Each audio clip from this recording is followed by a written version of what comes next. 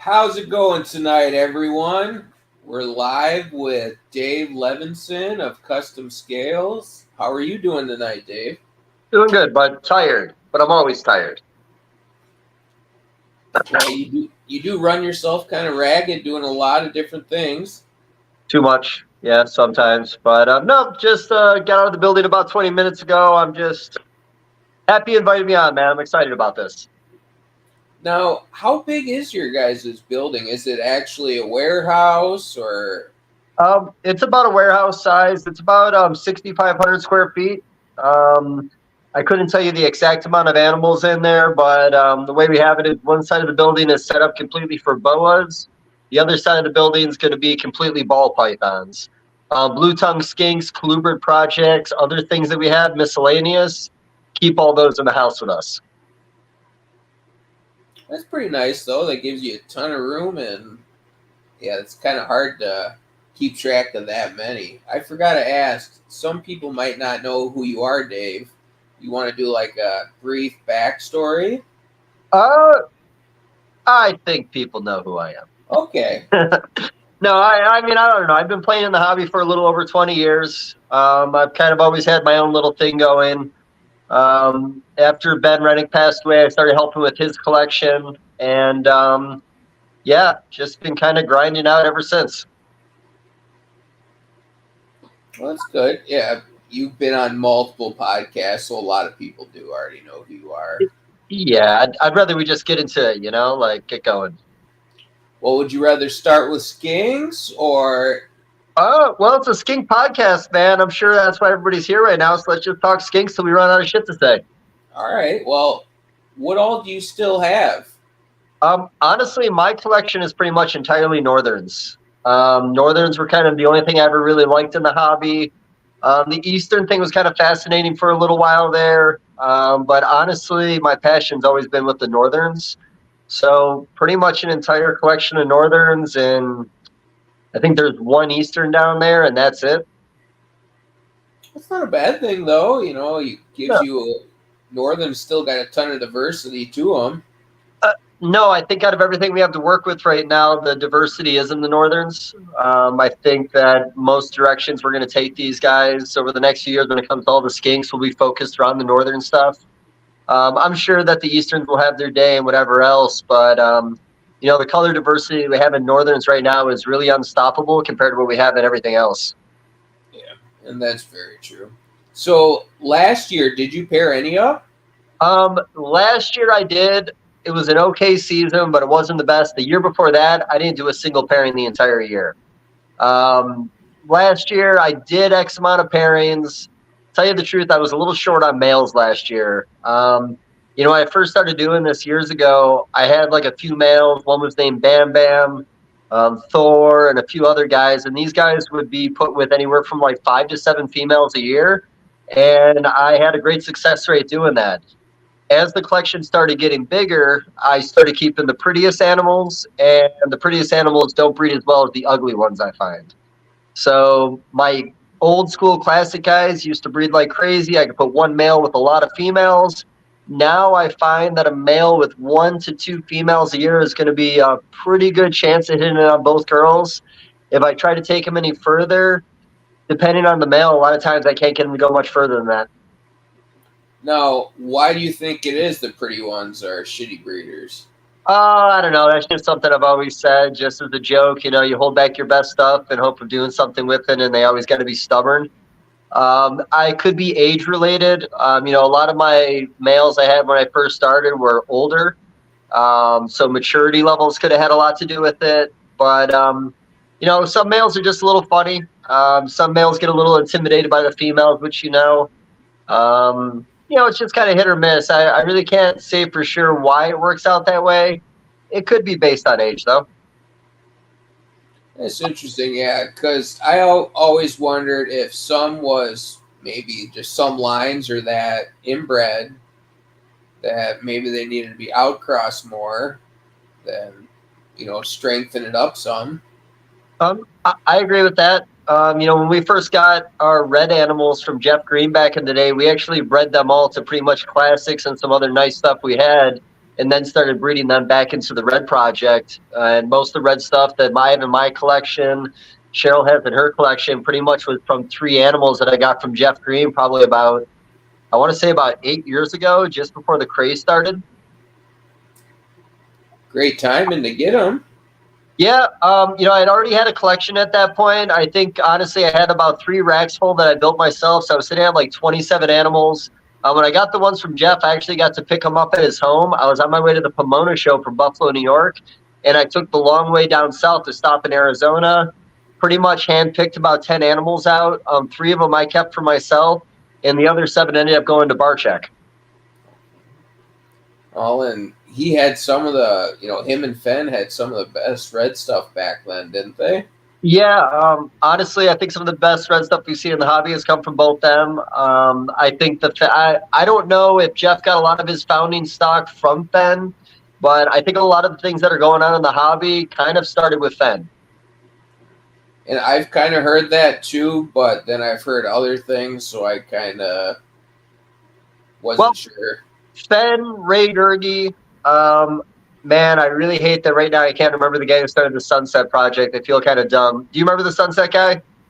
Andrew Psyche? Yes. He was pivotal too early on. He did some great stuff. I don't know how big Turner's collection was back in the day, but Turner white stuff is still one of, my opinion, the more unique animals that we have to play with.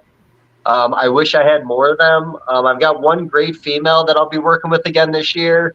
And Manny sent me up his Miami snow male, and he's just an asshole and he won't breed for shit. He did horrible with Manny. He couldn't get him to lock any females. It was an overly aggressive animal. Last season I put him with my best females. He just beat on them. He didn't actually try to breed them. This year I'm probably going to put him on some of my bigger, more aggressive females and see if them fighting back a little bit maybe gets him not to try to go so hard with them. But yeah, Turner white stuff. I think like if you look at the industry right now, I think that's the hardest stuff to find is just really clean Turner white animals. Yeah, there's a lot of mixed stuff or, lower grade, and not as many people are working with that, and that might fall off with the ivories now. It's a yes and no on that. I mean, here's the thing.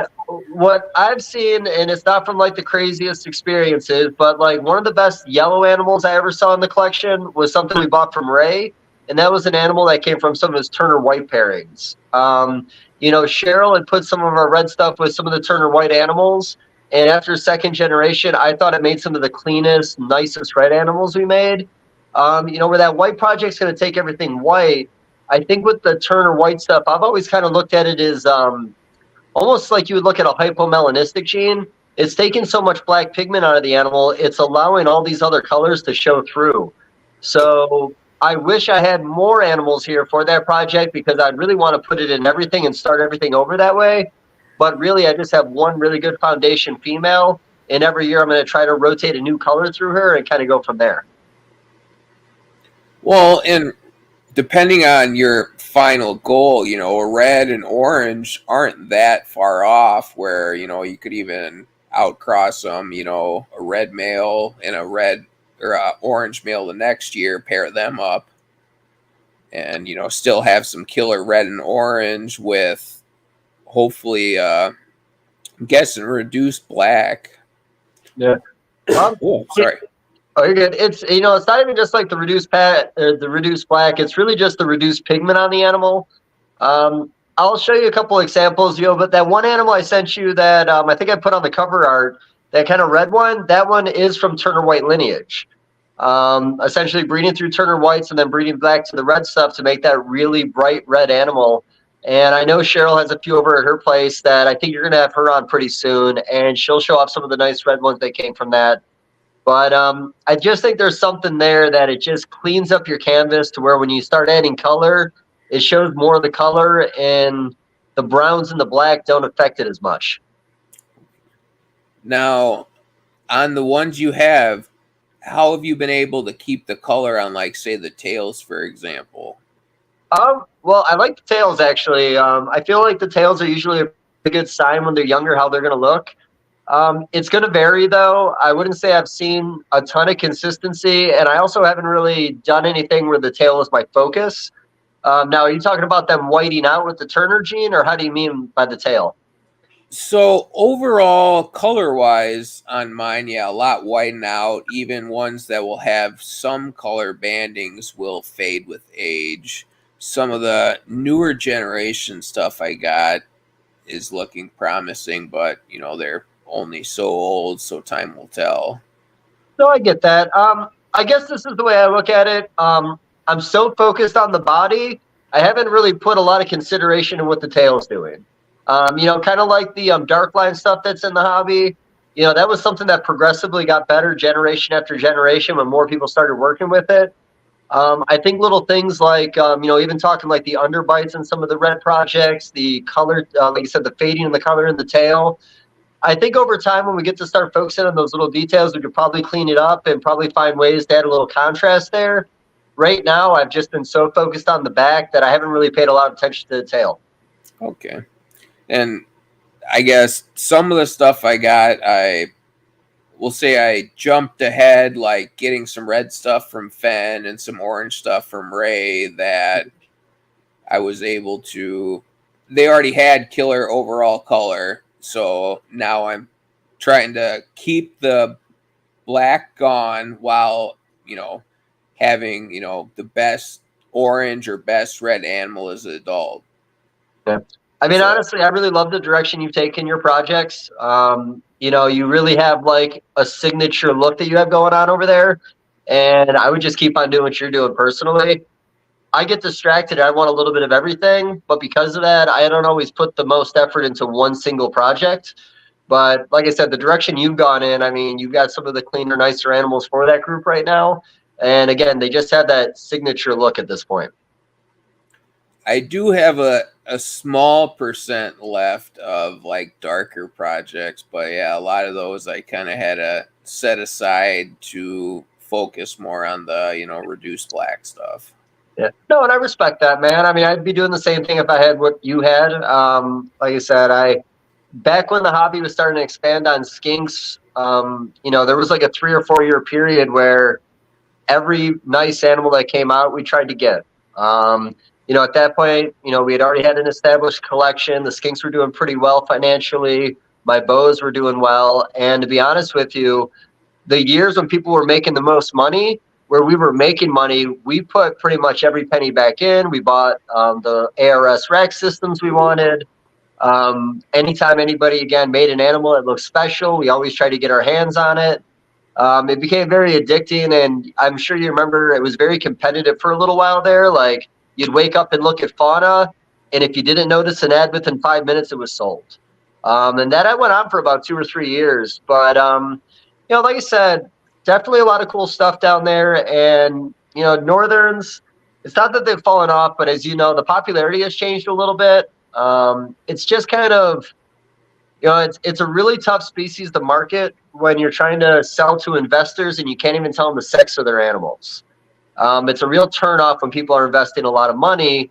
And where we didn't so much get bothered by it, people that are working with other species, I find that could be a hang up for them. And that does make sense. Some people want 4 males, 4 females, whereas I just kind of went with I got both colors and both sexes. It'll be one of them, and I'll find a mate for it. I Yep. just worked around it, but Nope. so that. Oh, you're good. I'm sorry. Oh, I was just gonna ask, have you saved any sheds for like RGI? So actually, and it sucks because it really falls on me. It's my fault. But about 5 years ago, Warren Booth offered to create the test for sexing blue tongues. We saved a bunch of sheds from different generations on females, their offspring, so on and so forth. We had it all ready to go. I forgot to take it to an Arlington show. It got pushed around the room a few times, and then we just completely jumped ship on the whole idea. I don't know. Is RGI equipped to do blue tongue skinks right now, or is that even a thing for them? I've been told that it's in plan for 2024. they're not guaranteeing anything. It sounds like, as you know, it's definitely not their main Priority. focus. Yeah. Yeah. Well, with the shed testing they're doing in ball pythons right now, I think that's really monopolized a lot of their time. I've even heard that the green tree python guys that were getting their sheds tested for sex, I don't know if they discontinued that or it's a little harder to get that done now. I've heard a couple different things back on that, but honestly, when you have thousands and thousands of ball python sheds coming in nonstop, the skink thing, the hardest thing about the skink thing is going to be the cost. If it's affordable and you can justify it, do it. For all your lower end stuff, your classics, anything that's going to be going to the pet market, I wouldn't probably ever put the effort into that. But again, when it comes to your better reds, your better black projects, your nice turners, I could see myself doing that just so I can market it better. But other than that, of course, I would let the customer know if they need to know the sex, they can go through that trouble. But for me, it would have to be the high end to make it a little more marketable. So it might not even be worth it for them unless it ends up being a pretty easy test to make. If it's an easy test to make, but also, is it worth their trouble if they're making more money doing other things with their time? Like I said, that ball python thing's really got them at this point. They're doing a lot with it. They're constantly adding more testing. I think that priorities will probably not be on blue tongue skinks. Like I said, the market is so much different now compared to what it was 5 years ago, even 10 years ago. I just wouldn't see that be a priority for them. I think it's, over time going to get better as the whole community, but yeah, you are right on that. It, with, I think part with the CITES stuff put a damper on a lot of stuff. Yeah, I mean, I think there was a lot of factors. I've always had my idea of what the highs and lows were and why it happened, but again, those are just my opinions. Of course, snake bites, Brian Barczyk made a huge difference in the hobby. When he started talking about them, when he was doing videos with Joe Ball, like, I think that just made everybody fall in love with the species that wasn't really paying attention to them. Ray Gerge was doing it for a long time and had a following, but not like the biggest following. And again, even Fenn, you wouldn't even know Fenn existed unless you went to an Arizona show and he would show up with like a bucket full of them. The industry is just, it changed. And even back then, like, I bought my first sunset and it was the best sunset I've ever bought. I got it at a Tinley show, buying it from a Japanese buyer that just bought it from one guy who bought them from Scott down in Texas prior to that wholesale. And I only paid like $600 for my animal. And I can't say for sure what Scott sold to that guy for before he re-upped it. But, some of the best stuff around was going for really cheap. Even when we got our reds, and our reds were absolutely phenomenal, I think we only paid $800. But within like a year or two after that, I know the price shot up pretty high. So there was just kind of like that edge where like everybody started going after it. A lot more people all at the same time started building their collection. And, you had guys like me, you had guys like Brian who bought, I think, over 200 of them. You had Bill Brandt in the background, which nobody even knew was even buying them. And I think he bought well over 200. Then, of course, you had Austin buying stuff with James left and right. There were just so many people that were grabbing whatever they can get. But then we all established our collection and started breeding. And there wasn't a new market coming in at that point. Like, everybody who wanted them had them. And now we're trying to sell them. And it just kind of changed. Like I said, we never properly built up the market the way I think it needed to be.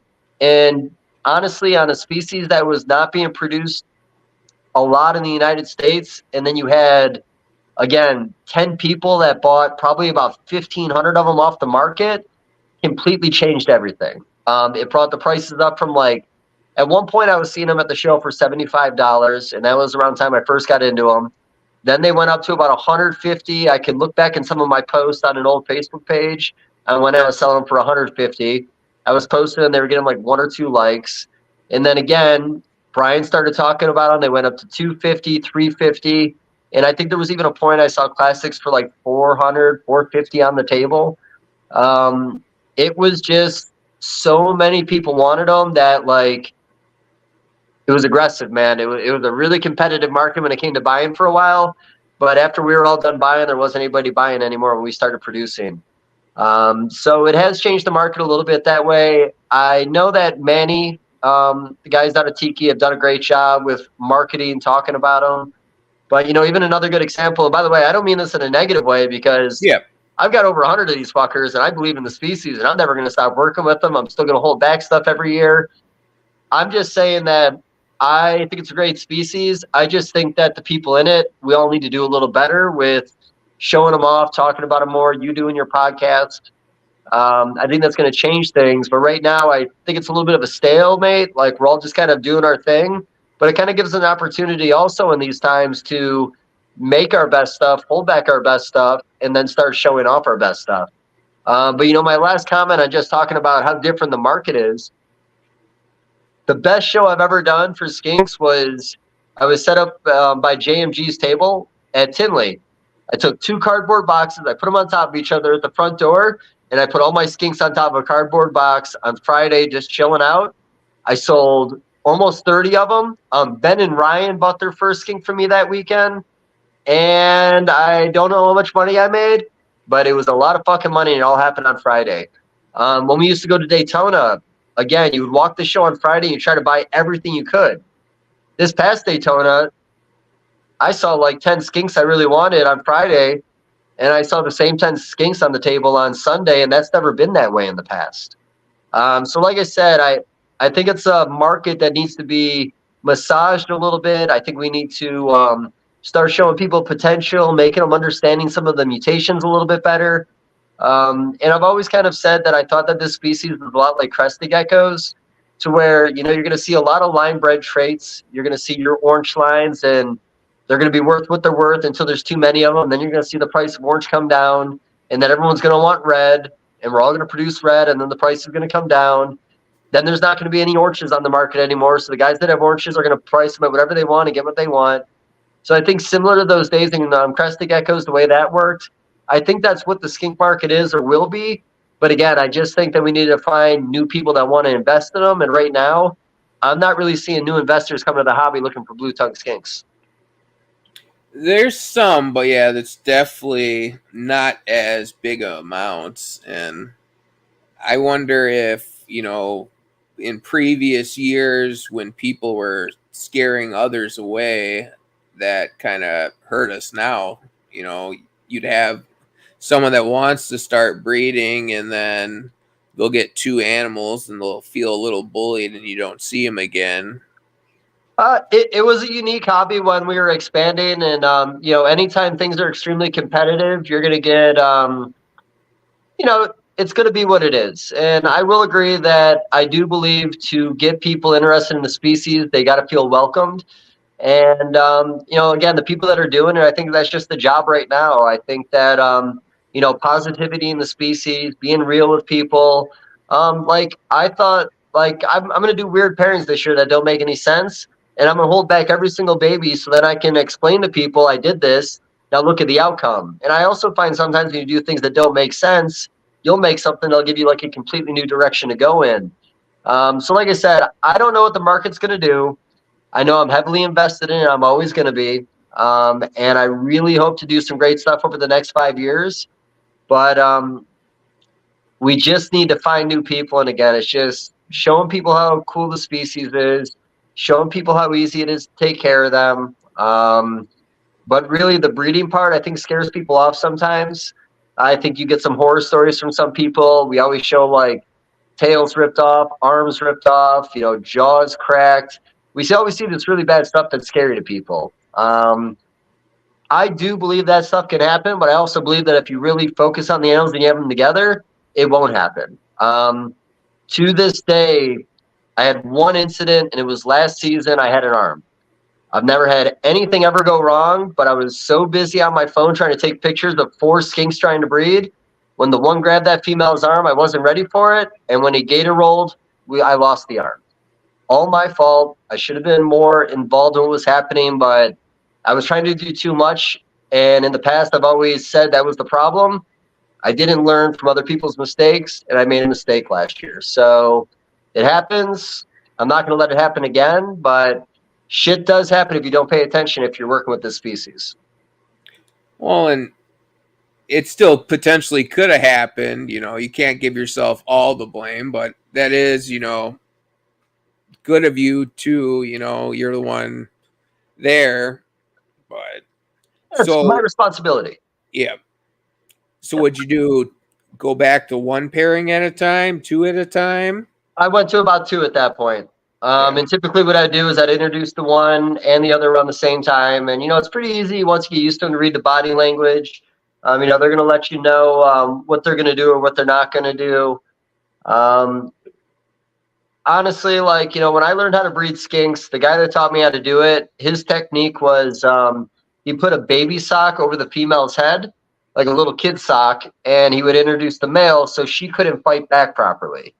I find that females, when they're in their window, don't fight back as much. When they're not in their window, they fight back like crazy. So again, understanding the body language of the animal and what they're doing and why they're doing it will prevent things from going wrong compared to us just forcing ourselves to have to tape their mouth shut or put a sock over their head or whatever else we decide to do. Like I said, and that was how people were breeding them like 13 years ago, 14 years ago. I think this season will be the 13th season that I've bred these guys. I want to say it's around 12 or 13 this year. I'd have to look back in a post. But yeah, the way we did things back then, I think with a lot of species, even like when you looked at old ball python breeding pictures back then, and there'd be like this filthy tub with shit everywhere and urates and crumpled up paper. And we would say they breed better if it's messy. I find they breed better if you just know when to put them in. I don't think a messy container makes a difference.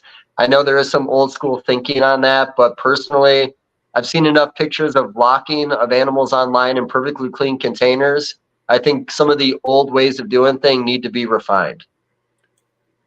I've done better, and this is in a breeding tub, pairing skinks, but when it's like completely clean, it's almost better. Obviously it's different than an enclosure. You want it to smell like the pheromones and all that, where I'm trying to get the last pair smell out, because I notice that will fuck with them some, that it'll take the male longer to realize it's a female, and sometimes they'll even do like kind of like a quick test bite to see, like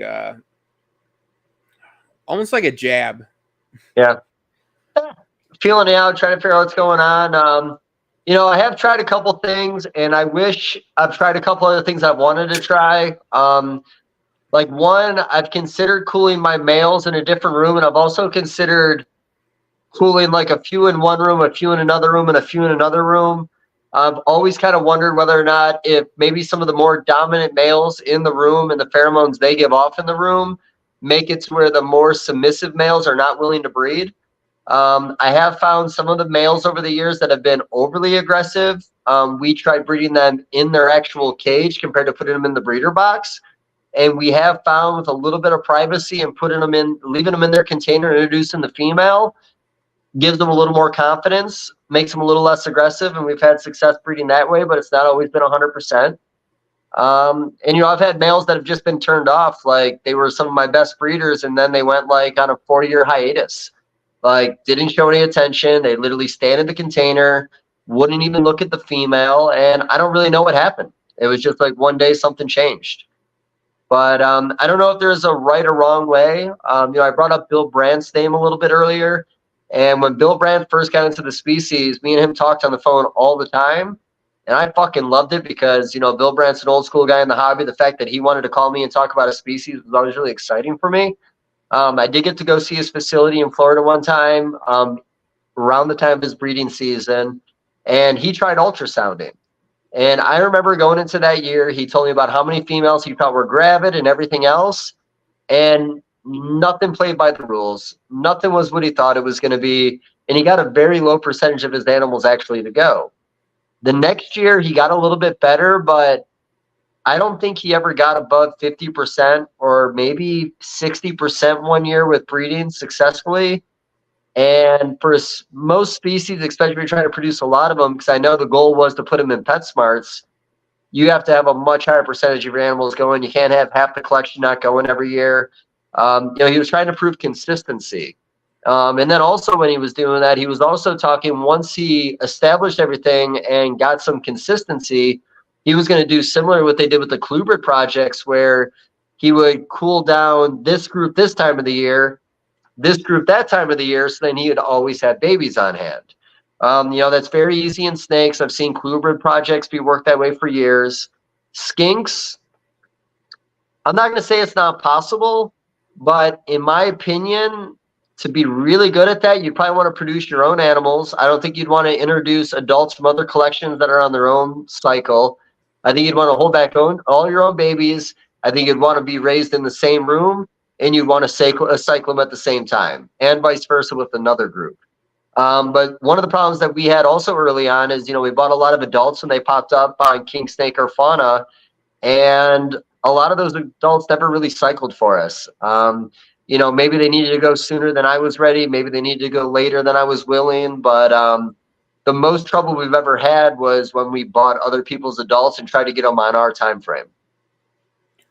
Do you think that was because where they were located, or even like across the U.S. you had that same issues?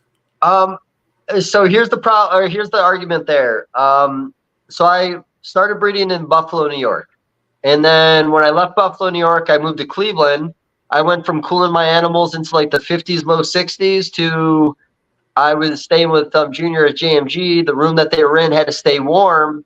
And all I did was turn the lights off. And instead of getting them into the 60s, I was only able to get them to like the low 70s, mid 70s. And they still successfully bred. Then I went to North Carolina. I lived in North Carolina, same collection, successfully bred them. And then I was living in northern Missouri, successfully bred them. Southern Missouri successfully bred them. So I've been all over the map, mostly on the East Coast, up and down, but different places. And I found that my collection's done okay.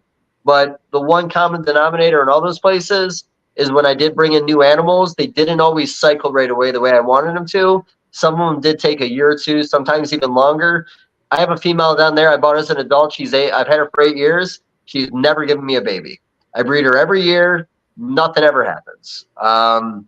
So like I said, I do think that starting with young stock and, getting used to your environments and your routine and your everything, I think there'll be more success there than when we were all running around just trying to buy adults because it seemed convenient and it was going to save us time. If you know, or if you want to share, what's your highest % success rate that you can remember? Honestly, back in the day when I had like 27 animals, I want to say that 5 of them were males, and I had 1 year I had 18 litters. So 18 out of 22 females. Yeah, 22 females, I got 18, so I only missed on 4. And that was when I was living up in Buffalo. My next year in Cleveland, I had a really high percentage year again, completely different conditions. Again, just light cycling them, not so much temperature cycling them. And I had another really successful year. My numbers started going down when I got rid of my foundation males. When I got rid of all my first males that were kind of doing what they were doing, and I started, again, upgrading them to nicer animals in hopes of making nicer animals. That's when those numbers started changing for me.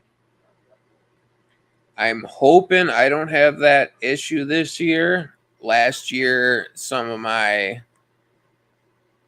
premium males that are they were red and orange, but they were more brick red, faded orange, that I sold those, and there's definitely a percentage of the ones I got left that make me work for it, where I'm holding them for a little bit, getting them to calm down, where the other 2 I'm thinking of, like, he bred 4 or 5 girls last year. No, he bred 5, 4 were good litters. So, I mean, that's pretty good. Yeah. I'd be very happy with that. Like I said, my old school males were great.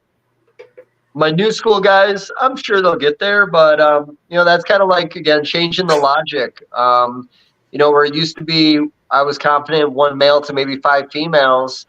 My confidence isn't there anymore. So every time I hold animals back, I'm almost hoping they're going to be male. because at this point I kind of want to be like a 1.2, maybe a 1.3 tops. And that's probably how I'm going to set up my breeding projects moving forward. That's about what I'm at. Maybe I might be closer to 40% males now, which ain't a bad thing. A lot of the ones I held back ended up being males, and worst case, I don't breed them. Worst case. Yeah, I honestly think more males in your collection, the more successful you'll be. Plus, you got those years where like you have this whole game plan set. It's got to be this male with these two females, and then he doesn't want to do anything with them. And I never rotate another male in at that point because I've already had a decision that I made. And honestly, I think if you find that if it isn't working out the way it is, some pairs just don't work out, and then you put that male with another female, and he's in love with her. You put some females in with males, and they just won't let him go near them. She will fight him. She's testing him. She's got to make sure he's strong. She wants good genes being passed on. So that's why a lot of those females are fighting back because they're not going to give it up to a weak male that's going to make weak babies. So that fine line between overly aggressive and just simply strong males is the difference on you having good seasons sometime. That's very true. So, are you going to cut down at all as you retailer your numbers, or? It's a yes and a no. I have a space that I'm willing to fill. I don't really want to exceed that space. So what may end up happening as I start getting stuff that I really want to hold back, I may start just taking animals out and putting them in place in those rack systems. It's going to be kind of hard because I'm sure as I do that, some of those foundation females that always produce that I'll start getting rid of. I'll have like maybe a couple years I'm not making anything in that tub, I guess you could say, if the female doesn't just show interest in breeding right away, if the males aren't doing what they're doing. It's hard, man, because you can only produce so many of these guys. There's not really anybody in the hobby that I would even consider is mass producing them. And outside of some really great years that Fenn had, and I think Ray Gurry was able to get to like the 450 mark on babies one year. You really don't have too many people in the hobby that are surpassing 100 babies. How many babies did you get last year? Last year, the last 2 years, I got 90, but of the 90 I produced last year, one didn't make it. It Okay. was so 89 because it had a neurological issue. Interesting. That's good though. Honestly, that's a pretty high percentage. I had not a big fallout last year, but I think my hot spots weren't as hot as they needed to be. I think they were fluctuating between 88 and 92, which had worked for me in the past. But I had babies that were being born where they weren't breaking out of the sac. They seemed a little weak. I'm going to try bumping my heats up because when I talked to Cheryl, she went higher with her heats. We have similar rack systems. We live 20 minutes down the road from each other, and she didn't have the fallout that I did. Our diets are very similar. There's really nothing in between that I could have found that had been different other than the fact that maybe I just need to go a little warmer. So this year I am going to try going maybe, I don't know, maybe 95, 98 on the hot spot, fluctuate in between there. And I might get the room about 5 degrees warmer after they've been bred. And I'm going to see if that changes anything because if they just weren't developing fast enough in mom and she was having undeveloped or weaker babies, that might have been my issue this past year. But I don't know how many I lost, but I had a couple full litters that were born that would not break out of the sac and died. And see, mine are always warmer than that. Like, I'll have it cooler now while I'm pairing, and then, like, we'll say probably that 95 to 98, depending on which rack, which area. Yeah. And yeah, I'm also a smaller sample size, and it's a good size sample size for the industry. Like I said, I don't think there's too many people that are producing over 100 animals a year. Like I said, I'm not as in the loop as I used to be with the community, who's doing what. I know Manny's doing what he's doing. I know you're doing what you're doing, but I don't really hear any names anymore. I don't really see anybody making a lot of animals. I'm just not convinced there's that many people in the hobby producing over 100 skinks by themselves. I don't think there is, no. I'm not sure how many Fenn produced last year, but I know other years he has, but yeah, most people are a couple litters or maybe, one, which having small batch breeders isn't a bad thing, but they're not adding a ton of animals. Honestly, if you look at the way the market's going right now and the demand's not as high as it used to be, in all honesty, we're probably producing a perfect amount for what the demand is if everybody's selling out of what they produce every year. It used to be there'd be waiting lists before you even produce babies. I don't even know if anybody's doing their waiting lists anymore unless it's for something special. So, like I said, these are the years that I think we'll refine things. We'll start making better looking animals. And if the quality of the animal doesn't bring people in, I don't really know what will. It's a great species. They make amazing pets. They're low maintenance. That high and low temperature, like when your house gets cool in the wintertime, you don't have to worry about it being too cool because they can handle it.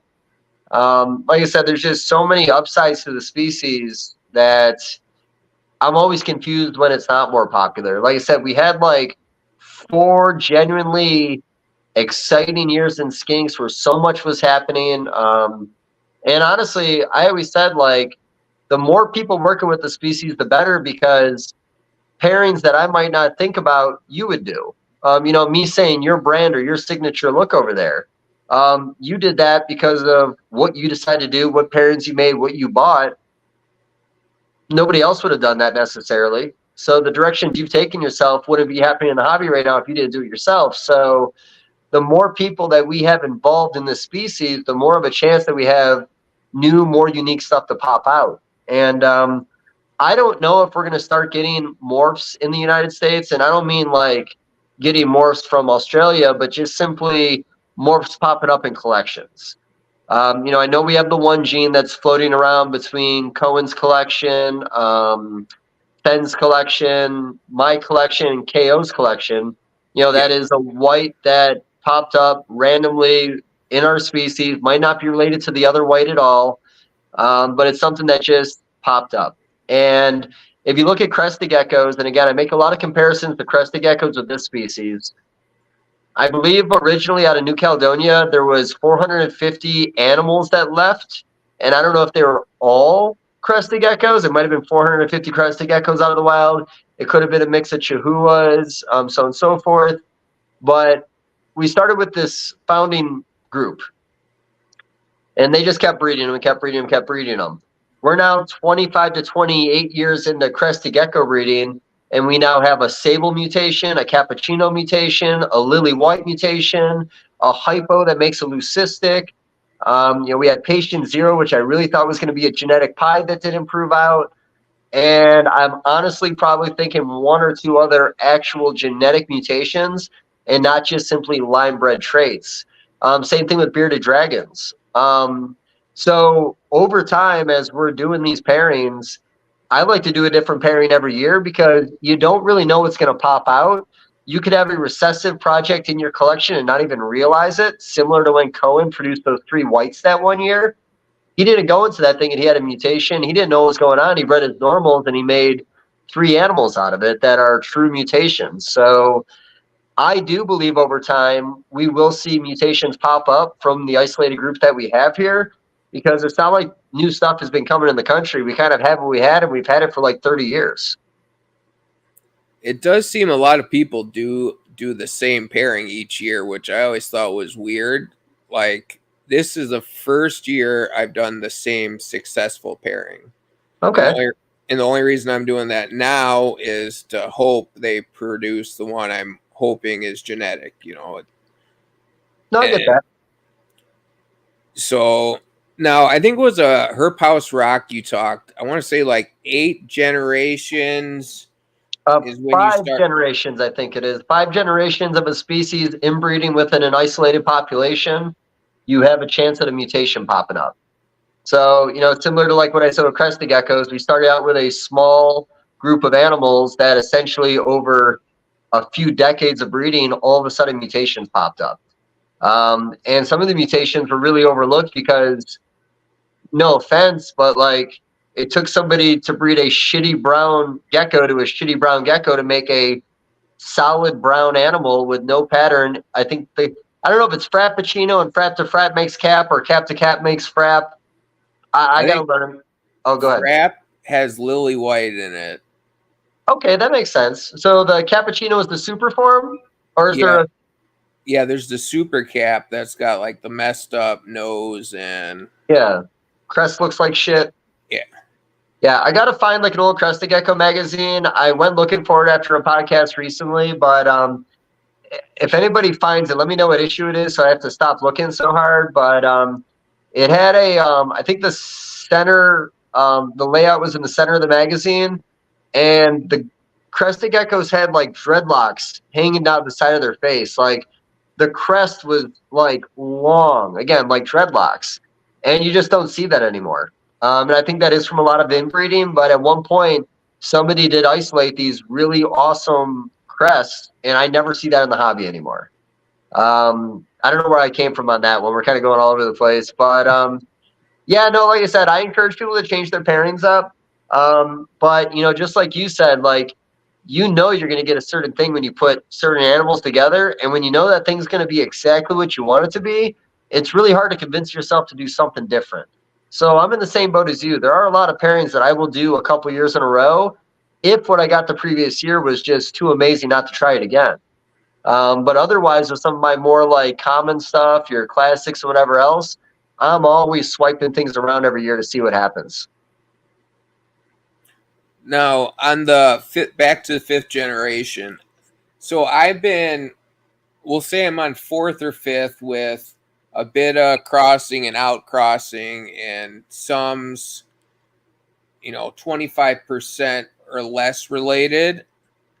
How much inbreeding do you think is good enough to say try to pop up new mutations without harming the animal? All right. So two things with that. When I brought it up, it's isolated population, not four animals in the wild that bred each other for multiple generations. Their babies found each other. Yeah. I think the reason they say the 5-generation thing in an isolated group in the wild is because, especially for a recessive trait, that smaller isolated population, there's a higher percentage chance of that gene running into another one that's het. So, like, that's one of the reasons I believe they wrote that up that way. But for what you're doing, unless there was already something there, I don't know if 2 or 3 generations later it'll just be there, or if simply it was always there. And just like with Cohen making those white animals, um, you know, it just worked out that way. Like I said, the science isn't necessarily like perfect on that. It's just simply something that I read on a study in a population in the wild. And I probably brought up like the black garter snakes in Ohio. There is native melanistic garter snakes in Ohio. It is a melanistic trait. We're going to take a walk so this dog doesn't poop his pants. It's a melanistic trait that just popped up in the wild. And it became dominant to the point where you go to this region now and that's all you see. And I was thinking actually earlier today about, do you know about like the red pygmy rattlesnakes in North Carolina? No. So I don't know in any other region that there's a pygmy rattlesnake as red as they are in North Carolina. They're found in these sand dunes, and they are fucking unbelievable. Like the reddest pygmies you've ever seen. And I've seen pygmies in a few states, and they usually look like they look. It doesn't look like they do there. So, like, all I can think is that a red animal popped up in the wild, became a little more dominant in the wild, and essentially had taken over to the point where you mainly just see red ones there now. So like I said, with mutation stuff like that, it's kind of tough. Things are going to happen. I wouldn't say keep on inbreeding, but I also won't say don't keep on inbreeding. But it's kind of like, you know what I mean? Like it's a loosely used term. Yeah, and it's not direct inbreeding. Like, I'm not doing mom to son, you're like cousin to cousin, uncle to third cousin, stuff like that. Kind of Nope. mix it and match and seeing if, some just pops up or worst case, they're far enough related. It seems like at least that, no negatives are popping up. Yep. I mean, that's really what it comes down to is structurally, if the animal's sound, you're not making weak babies. I mean, again, I don't know how many northern blue tongue skinks we started with in the United States, but everything we have probably came from maybe a little over 100 animals, maybe 200. I really couldn't even put a number on it because even what we got in, I don't think we were ever supposed to have.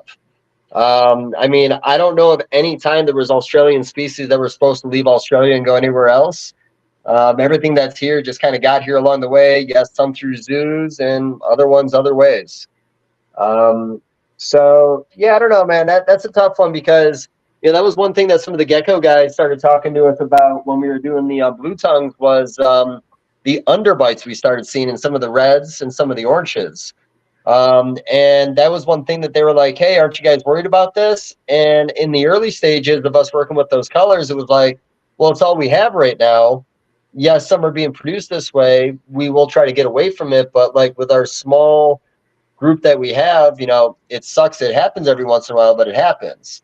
But we don't go out of our way to make it happen. And a lot of times we won't breed those animals. And if we are, for sure, we're not going to breed it to another animal with an underbite. But have you ever noticed any underbites in any of your animals? So I got a flame magua from Fen, and that has one. Okay. And the red outcross I got from you and Cheryl, she Yeah. has one. Okay. Thank you. Congrats. Other than that, no. But so the Fen one, I paired him to the really nice orange classic I got from you and Cheryl. Yeah. And all those have no underbites. So one generation outcross, those were good. And color wise, since he had such phenomenal color, they still have some nice red. And then last year, I outcrossed some of those to different lines too, mixing them with some of the other orange stuff. And it seems like, it's as of now, it's all staying away. Yeah. The one possible genetic one I got has a very, very small one.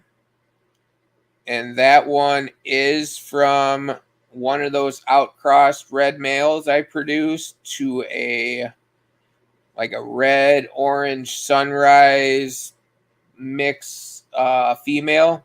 Mm-hmm.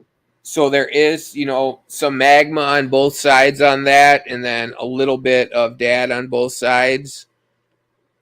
But I plan on outcrossing those to completely unrelated. Sorry.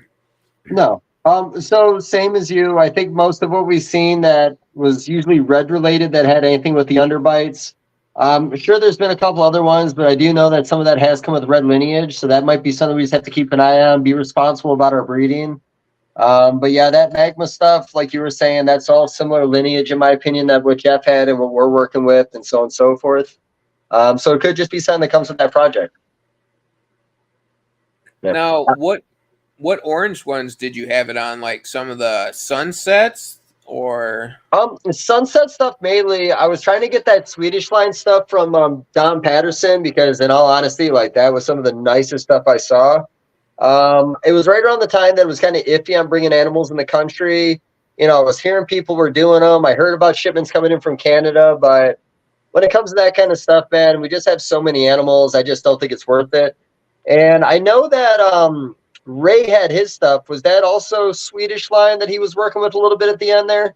Yep. Yeah, his ROA, which was Swedish to Sunset, and that's what some of mine started. Okay, cool. Honestly, again, with your signature look and, even talking about what Don Patterson did, what you did is the closest I've seen, if not exceeding what Don did. And I think it's all because of that Swedish lineage. We do have some of those ROA animals here. I know Cheryl does have a few over there also. I will produce some, but I'm probably 2 or 3 generations from even doing anything like you've done. I'm pretty much at the point that if I want to go that direction, I'm probably better off just buying something really nice compared to spending the next 4 or 5 years to get there. I know the species does get the size pretty fast, and I hear a lot of people doing it, but I've never really been in a rush in this hobby to do anything.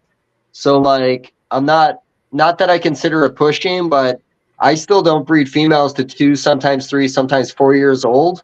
And that was just always my mindset from the beginning. So I haven't really changed that, even though I know if I push a little harder, try a little harder, of course I can get them there faster.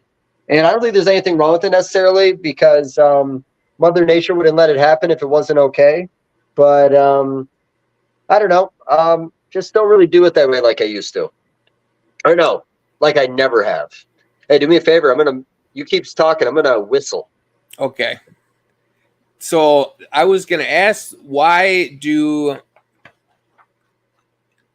so I guess I'll restart that. Mine don't really seem to need to be pushed to get that big. Like some of mine are 600-700 grams. I'm brumating them and they're ready to go with 6 weeks not eating. Also, Okay. I start early. Yeah, and I don't think there's anything necessarily wrong with that. I do think it really comes down to the size of the animal, and the Australians were the ones that kind of like normalized that for us in the United States. You've probably seen Joe Ball stuff where, fuck man, he'll have a brand new mutation, and within 2 years, he's got an army of that mutation. Yeah. They commonly get these animals up to size within 1 year. They just feed them consistently, and as you know, man, I mean, opportunistic feeders, when you put a meal in front of them, they're going to eat it every single time. So with a species like that, of course, they're going to put a lot of size on them if you let them. Now, structurally, I've never really seen any problems with your animals or other animals where they've got them there that fast. I do know that, they won't always breed the first year, but I haven't seen anything health-wise I've heard as a negative about that. Maybe we'll find that an animal that could live like 30 years, maybe only lives like 22 years or whatever that number should be. But again, that's not anything we've really had a chance to pay attention to yet. So we don't really know. Like I said, there's never really been any science behind blue tongues. There's just been guys that have worked with them, and there's really not a lot of information out there about it. Well, and over time that will get better though, between podcasts and, more people working with them. Not everyone would work together or even share anything about certain species back in the day you'd hear stories on. No. Here's the thing. I believe that my edge or my trade secret was the Turner White thing. I generally stand by some of the best reds, oranges, and yellows I've ever seen outside of your oranges had Turner White blood in them. So with that being said, if you do have Turner White stock, play around with a little bit, but that's my secret for you guys. That might give you a little bit of an advantage. But that is something that I usually only tell a couple people because I've seen the results and it's some of the nicer, cleaner animals we've made. So if you have any good lineage, and I know nobody really has any good lineage anymore, give it a try and see what it does. Maybe it's just something in-house that works for us and it won't work for other people. But, we've made some really beautiful, colorful animals just from breeding some Turner White bloodline into them. A lot of mine do have and now it's even like super small, but there is a small percent of Turner White in mine. Because like the first pairing I successfully did was a Turner White Sunset Fen Orange to ROA male. Nice. And that's kind of what those killer animals helped start it, and adding some great stuff along the way, and here we are. Okay, so again, I do think that the ROA is a big reason, why you have what you have. But maybe Turner White is the reason a couple of them are significantly lighter to the point where they almost look hypomelanistic. But after a couple more generations, I'm sure you're going to know exactly what's going on there. But those animals you're making, back in the day when I was buying, I would have been knocking on your door every single day. I would have been offering you whatever amount of money it would have taken to get at least one of them. I see a lot of potential in what you're doing with those, and I would, like I said, keep on track with that. I'm sure next year I'll talk to you about picking up some animals for sure. Especially if I put a little more time into my collection where I can justify spending money for them after literally spending all the money I had for like a decade on that species. But no, I would like that. And tell you the truth, if I did end up with a male from you, I'd probably beat it to the best Turner White female I had just to do it and see what happened after that. Well, worst case, if those don't turn out killer, mixing in something else, I I don't know if we'll ever fully know. Like, we're kind of speculating and making it up as we go what will make the best, from a color standpoint while still outcrossing. At least that's what I am. Hoping for the best and a lot of winging it. Well, again, more people doing it, the better. A great example is, think about like the Rebecca Dark stuff. Think about what Diana did with it, and then think about what Frank did with it after that. Those animals that Frank made are unbelievable. I mean, those animals are almost completely solid black. Not that there's nothing like that out there, but those are very special animals. So as more people start playing with what you're working with, the reality is when you have your signature look, there's no reason why it couldn't be named after you, your company, in a way, no different than the Turner White stuff. These aren't really true mutations; these are line bred traits. So the line breeding you do is going to take you in a color phase that maybe somebody else doesn't have. These animals that Cheryl has over at her house, and I have a couple here where it was outcrossing reds to whites and then breeding them back together. We're getting this new color.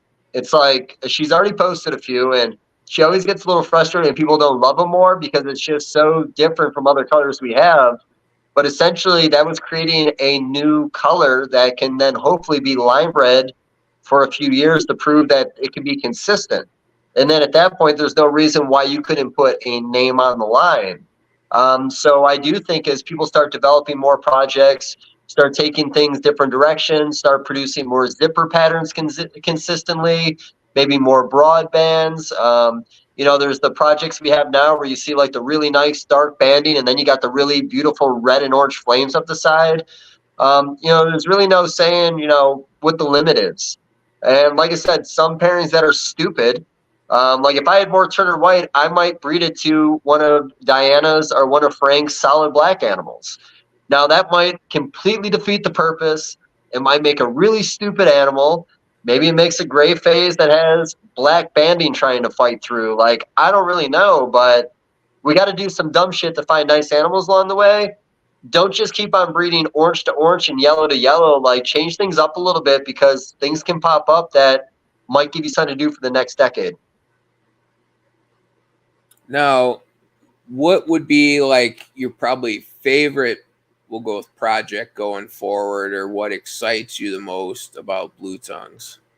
Um, I'm excited about them all. That's why I have a little bit of everything here, and that's why I'm still looking to add more.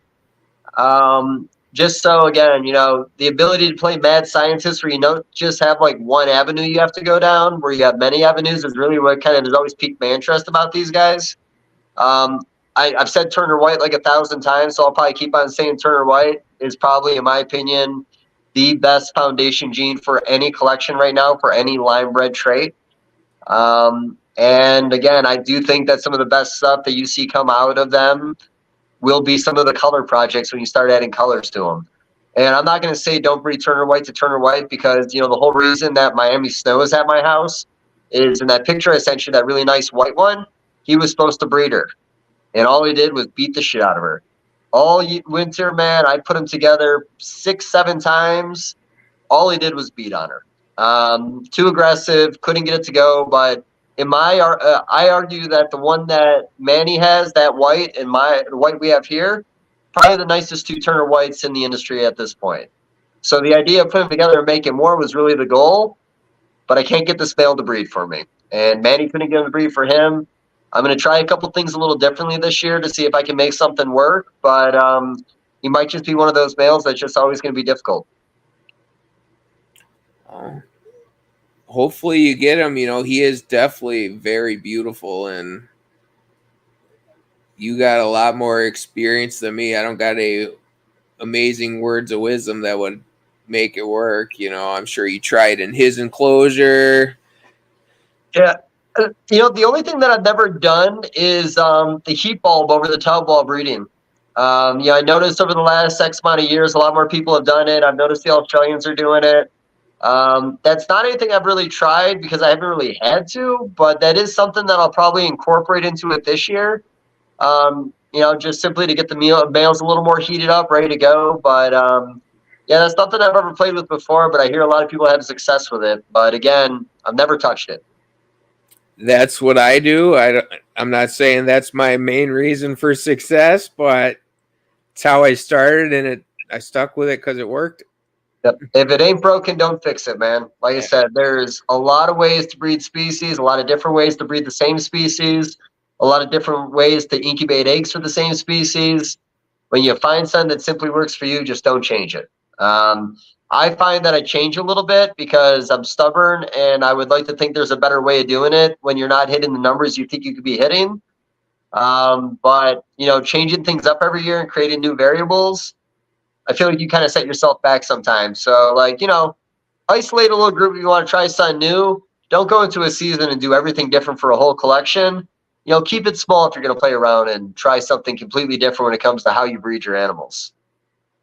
Well, I guess I'm the opposite where I change some each year, and a lot of it is more small. Like at first, I didn't do as detailed food cycling as I do now, where I'll actually record it, and once I get them the pair, I'll even increase the food more, and pretty much everyone does the cool down brumation, but even some people have had great success just with the natural couple degree drop in ambient that made them have great years. So I don't know if it will ever fully know, for each state might have a little different system.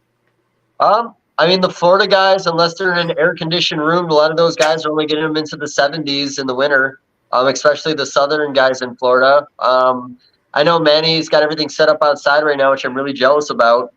And, I even remember talking to Don Patterson and he's up in British Columbia.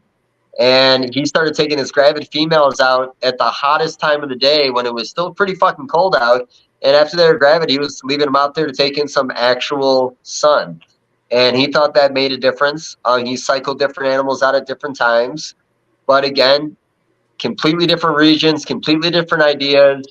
You're working around your seasons, your weather. Fuck your breeding, buddy. My stuff's still cooled down right now. You're up in Michigan and it's fucking freezing cold up there. Minnesota. I knew it was one of those them states. So just simply put, I really try to always stay on my same schedule. And my schedule's always been really simple. Stop feeding them on Thanksgiving. Make sure they're fucking by Valentine's Day. That's it. That's my timeline. It's always been that way. I will say that when the industry became more competitive and we started seeing people lock in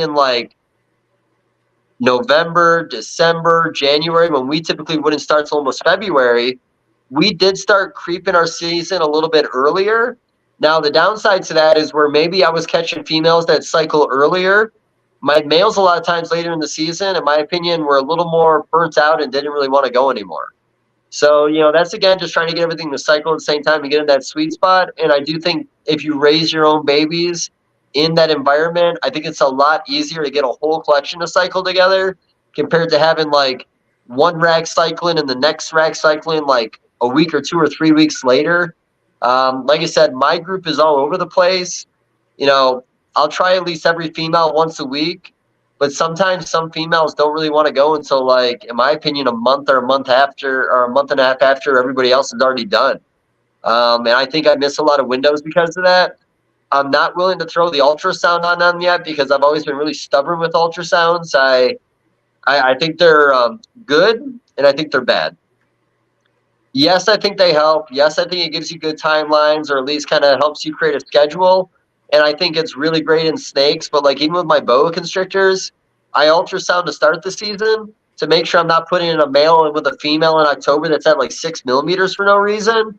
I just had a boa litter a week and a half ago. I just started pairing my boas 4 weeks ago. But because of the ultrasound, I knew one female was cycling out of season from the rest. There's actually quite a few of my animals that'll cycle out of season. So I knew when to put the males on where I weren't burning out males in October for a female that really didn't need to be bred until like April, May, or June.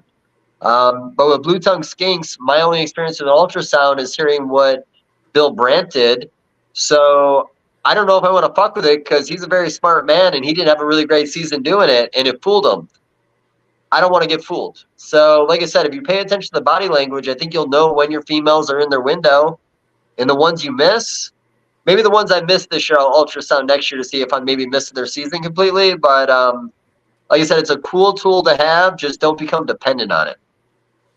Well, do you even like? I know you know what to look for, but have you seen it before in blue tongues?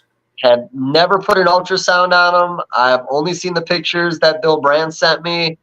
I remember a little bit about follicle development with that.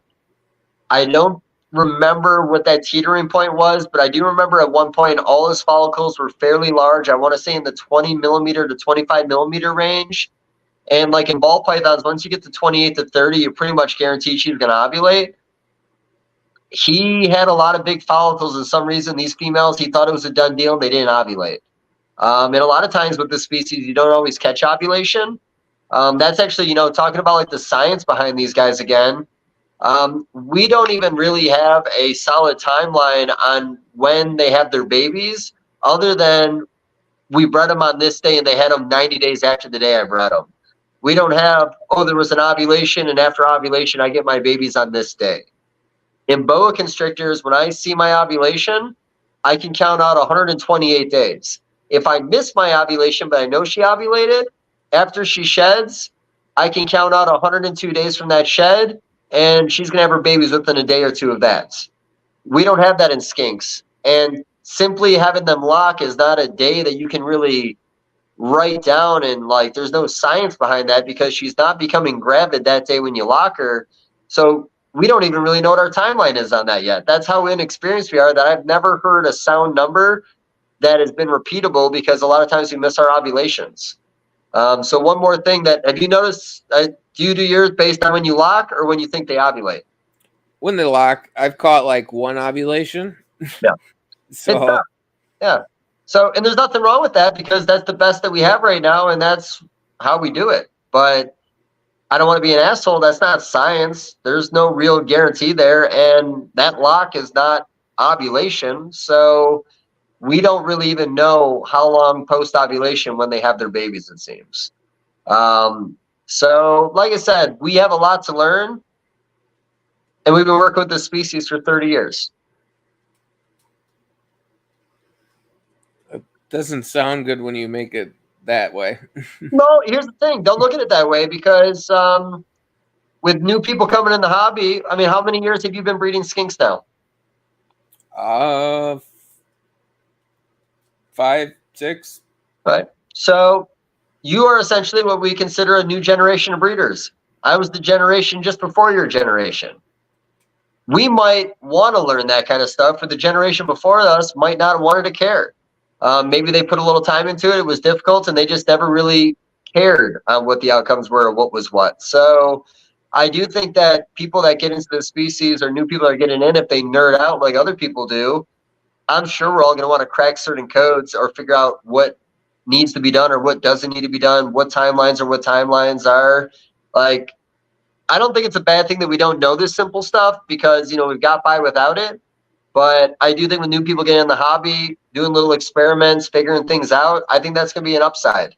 Like one thing that, again, talking about like experiments. So from the White Project, the Cohen, Penn, KO stuff, I have one male left. The original male that I got from Cohen wouldn't breed for 5 years after he bred the first year and made our whites. He completely quit breeding for me. But one of his sons that I have is a spit-in image of him. He's got this light brown color to him, unlike any other skink in my collection. And I believe that is a marker. But even with me believing that's a marker, the female that Cheryl bought that was produced by Cohen that we bred together to make a white animal completely different looking than my male. A lot more black pigment, completely different bandings, a little bit of yellow coming through. So where I confidently, when I bought that animal from from Cohen, thought that that animal would prove out to be het. When you looked at the one that Cheryl bought, you would have never thought it was het for that. And they happened to make one. But with me having some confidence in this color tone that I have with my het, I want to breed it to a red. I want to breed it to a black one. I want to breed it to a white one. I want to breed it to a yellow and an orange. I want to hold back all the babies, and then I want to talk about it. I want to say, well, he looked like this, she looked like that. Here's our outcome. Now, what if we take some of those back? What are we going to do with them kind of stuff? The only thing that sucks about this species, too, is, as you know, you got to get a little size on them before you really know what they're going to be. Even the animal that you got from us, it was a nice animal. It became a lot nicer 6 months later. So, you know, you hold back these animals to get them a little bigger to know what the quality is, but then the bigger you get them, the harder it is to sell them as a pet. People want to buy babies. They don't want a sub-adult as their pet. So there's this weird little balance you got to find where you get them big enough to know what they're going to be, but then you have to know when you get them to a certain size, they may be a little more difficult to sell compared to when they were babies. So, like I said, there are some difficulties with this species for reasons like that, sexing and whatever else, but I still love the species. I still love what's going on with them. I love that people are still putting an effort in. And the best stuff that's ever happened with this species happened in the last 7 or 8 years. So with people working with them like they have for the last 7 or 8 years, we should see more better looking animals over the next decade. I don't think we peaked. I mean, it didn't just happen over 5, 6 years. Like, there's got to still be stuff to do. I would hope so, you know. Oh, yeah. You can always make what you're doing better, and that goes for any species, especially when you're talking about line bred traits. Yeah, and you can go better by color, and then you can go by structure too on top of it, which, like, some of my better looking ones this year I'm putting to more, you know, like I got a classic from Canada that, you know, I'll keep some of the best out of that, and I got a nice classic from Frank that's got that nice, you know, reduced black look, but what's nice and surprising, his actually has black lineage, but it still, you know, keeping that close to that same phenotype I'm looking for, so it's good to outcross while still keeping some good color and stronger babies for the future. Now I notice we're after an hour. Are you good to keep going a little more? Should we wrap it up? I always assume these are going to go for 2 hours. I feel like the cutoff for most of these is 2. I mean, we can talk until we hit a wall. And how about this? Just like with Herb Palace Rock, when we hit a wall, I'll say we peaked and we get the fuck out of here. All right. But no, I'm happy with the conversation. I still think there's always a lot more to say about this species. And it's not very often I can sit down and we could just talk about skinks for a solid hour or two on a podcast. You know, where skinks have always come up in conversation, it's never been the full conversation. Unless I'm talking to somebody on my own podcast about skinks. What are your feelings about the Northern White Project in the United States and them being readily available for everybody? Like, do you think they missed their window? Do you think they're not significant like they would have been 5 years ago? Like, where do you stand on the project? I'm not the biggest fan, mainly for the fact it wipes out a lot of the color. There's not a ton to do with it. You know, you do that to the albinos, you get slightly different color with red eyes. I don't plan on adding any. I do have a friends that I'm hoping to play with, and we'll see what happens. But at the end of the day, you know, people love solid white animals. It's an amazing pet for someone that they're going to love. You know, people love the blue-eyed Lucies and ball pythons. It's a good way to get people into the species. No, I mean, I guess two things. If you invested $10,000 like some people did, and then a year later sell them in Petco for $1,000, you'll make your money back, but it ain't gonna happen as fast as you thought it would, and they're not gonna be a high dollar animal like you might have hoped. It'll be really silly if we have whites on the table for the same price as classics. I do think that you'll probably find that white sheen will probably be less money than a nice red, a nice orange, a nice yellow. I do think there'll always be a place for it in the hobby because it's a very cool looking animal, and who doesn't want a solid white animal in a species they're working with? But like you said, just like a leucistic in any species, it's a dead end. But in ball pythons, some of the leucistic projects, when you start adding certain darker pigments or certain patterns to them, like the ivory ball python's a good example. When you put leopard into it, it started producing a lot of pattern fighting through. When you started putting inchy into it, it started fighting pattern through. Now, I know that these aren't necessarily codominant traits we're working with when we're talking here in skinks, but like, yes, it's probably a dead end, but what if a couple generations of red into it makes a pink one? Maybe it's a light pink hue. Maybe something with a darker pigment might help it in a way. Maybe it's a complete dead end and don't put the trouble in. Just make hets and make babies for the future and keep it simple. But like you said, there's always going to be people that are going to want a white animal in any species. I don't own one yet. I'll buy a few this year for sure. But everything just kind of happened so fast, and them all of a sudden being available and then watching the price just come down like overnight. The draw wasn't there like it was when they were $10,000. Not that I could have afforded one when they were $10,000. I don't think I would have bought one either way, even if they didn't drop as fast when they were 10, just because, they're not as high on my favorite list. I think I'd rather buy a hyper or an albino to try, depending on the one. Yeah. Do you think a pink white northern is that much better? No, I'm just saying, I don't know.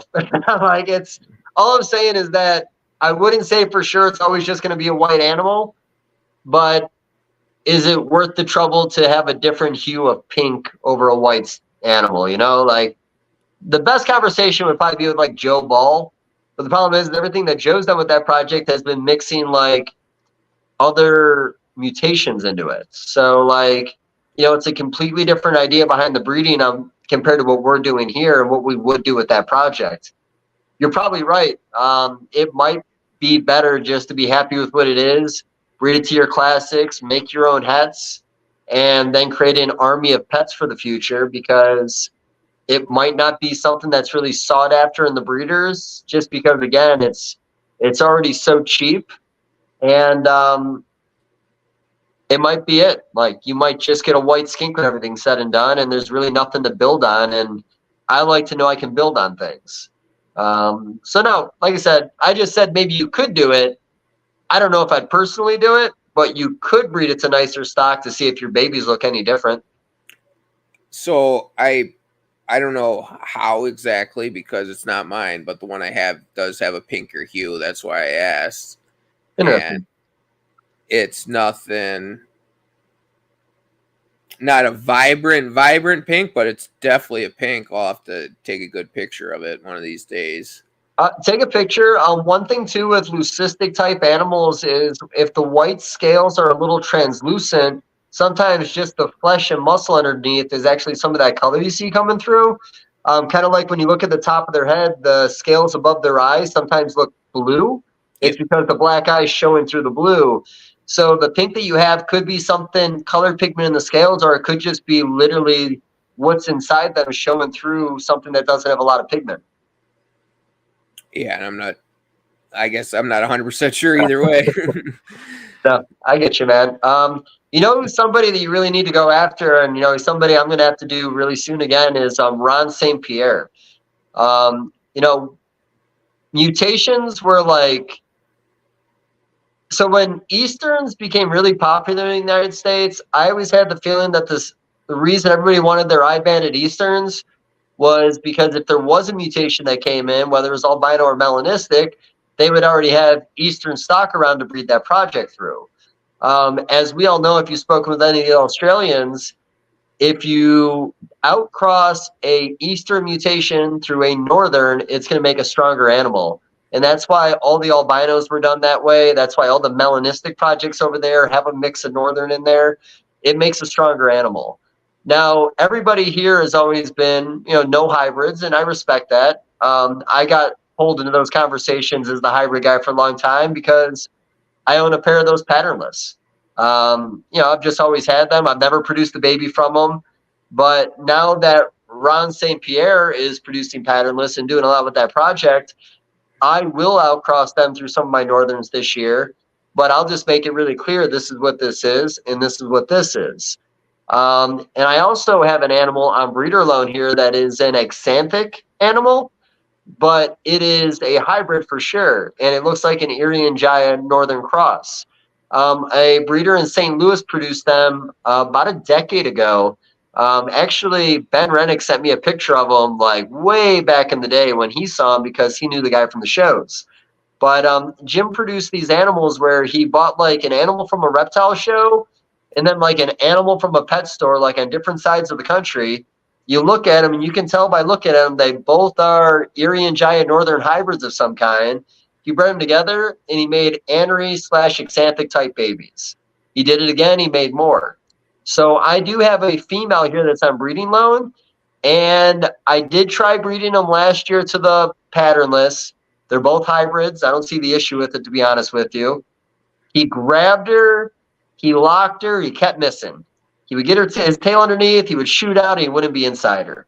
So that happened about 3 times last year, and then she didn't want it anymore, so I completely missed my season with her. But she was very receptive, so I will do that pairing again this year. And again, I don't see an issue in having an isolated project that is what it is. But again, going back to Ron, Ron, I think is going to be the breaker for mutations really going mainstream in the hobby, where people will just simply get over the fact that they're hybrids and more just look at the projects. I know he's working a lot with albino over there. I know he's outcrossing albino to, I can't really get into details because I don't know if he wants people knowing about it, but he has outcrossed it to certain other colors that we have in hopes of seeing a change in his albinos. He's making patternless over there in numbers right now. He's got the whites. I want to say he's got melanistics breeding. I don't know if he's got everything or just a few things, but I do know that he is working with mutations. So when Ron goes publicly, Ron is in his own realm. Ron has been in the hobby for 30 years. Ron has his following. His following isn't even skink people. But he's a lizard guy. He's a monitor guy. He's a gecko guy. He's known for that. So when he does well with this, which he will do well with this, he might be that breaker where all of a sudden you start seeing monitor guys and other guys in the industry come in because now there's mutations, they're established, they're healthy, and people want to work with them. Again, I am all about the purest stuff. When I work with the Northerns, they're all pure. Everything I bought was from what everybody else bought from. We all have the same shit. My patternless project, that pair is hybrids. That anery is a hybrid. So I'll treat the hybrids together and breed the hybrids together, and I will outcross at least one of my red Northerns into a patternless this year, just because I want to see if you can make a patternless red. But that'll just be kind of my thing to play with. If somebody wants it, great. If they don't, they don't. But I'm not. We didn't work with that project for years. Because of the community. It was so frowned upon that it didn't even seem worth doing. And that patternless project cost me a lot of money back when I did not have any money. And I got a partner in it, and I pretty much fucked him over by not doing anything with it for the last 7 or 8 years, as long as I've had them.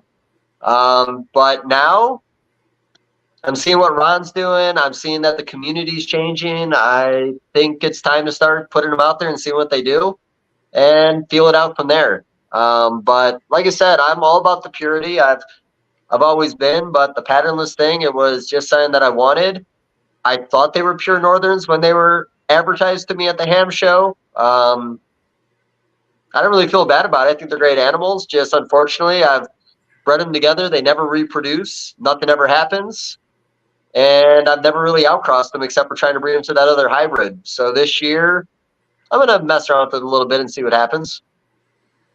I do want to get him and Heather on, but I didn't want to do it yet. I wanted to, one, get better at this, and two, at least when I first started, they were on relatively recent on a couple podcasts, but it does seem in general between everything they work with, they're going to be on someone's podcast a couple times a year. So I might just have to find a time that's good. But I do agree, like they do. So they have posted it publicly. So I will say what I know. Like they do have I think the black to the albino to get 100% het, Eastern, and then pitch black northerns, and then they had one other hybrid litter or intergrade that I know of with the albinos, so same thing.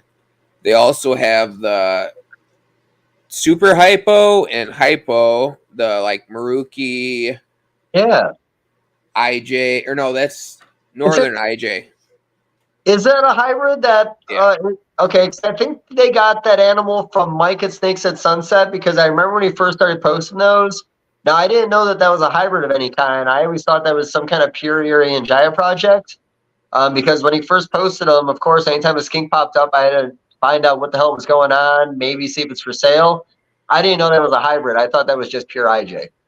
Now, you might be, are you thinking the Bubblegum Project? You know what? I bet you I'm thinking the Bubblegum Project. Okay. So that one's pure. The super hypo, it's a solid gold skink that's patternless, that looks like the other patternless, but not the same. Are we sure? I know Ron's listening to this right now. Just give me a call and let me know for sure. I'm pretty sure they're different. What I got from, I think it was either Tiki or Kaufman when they were there, they talked about it. At that point, they thought they were different.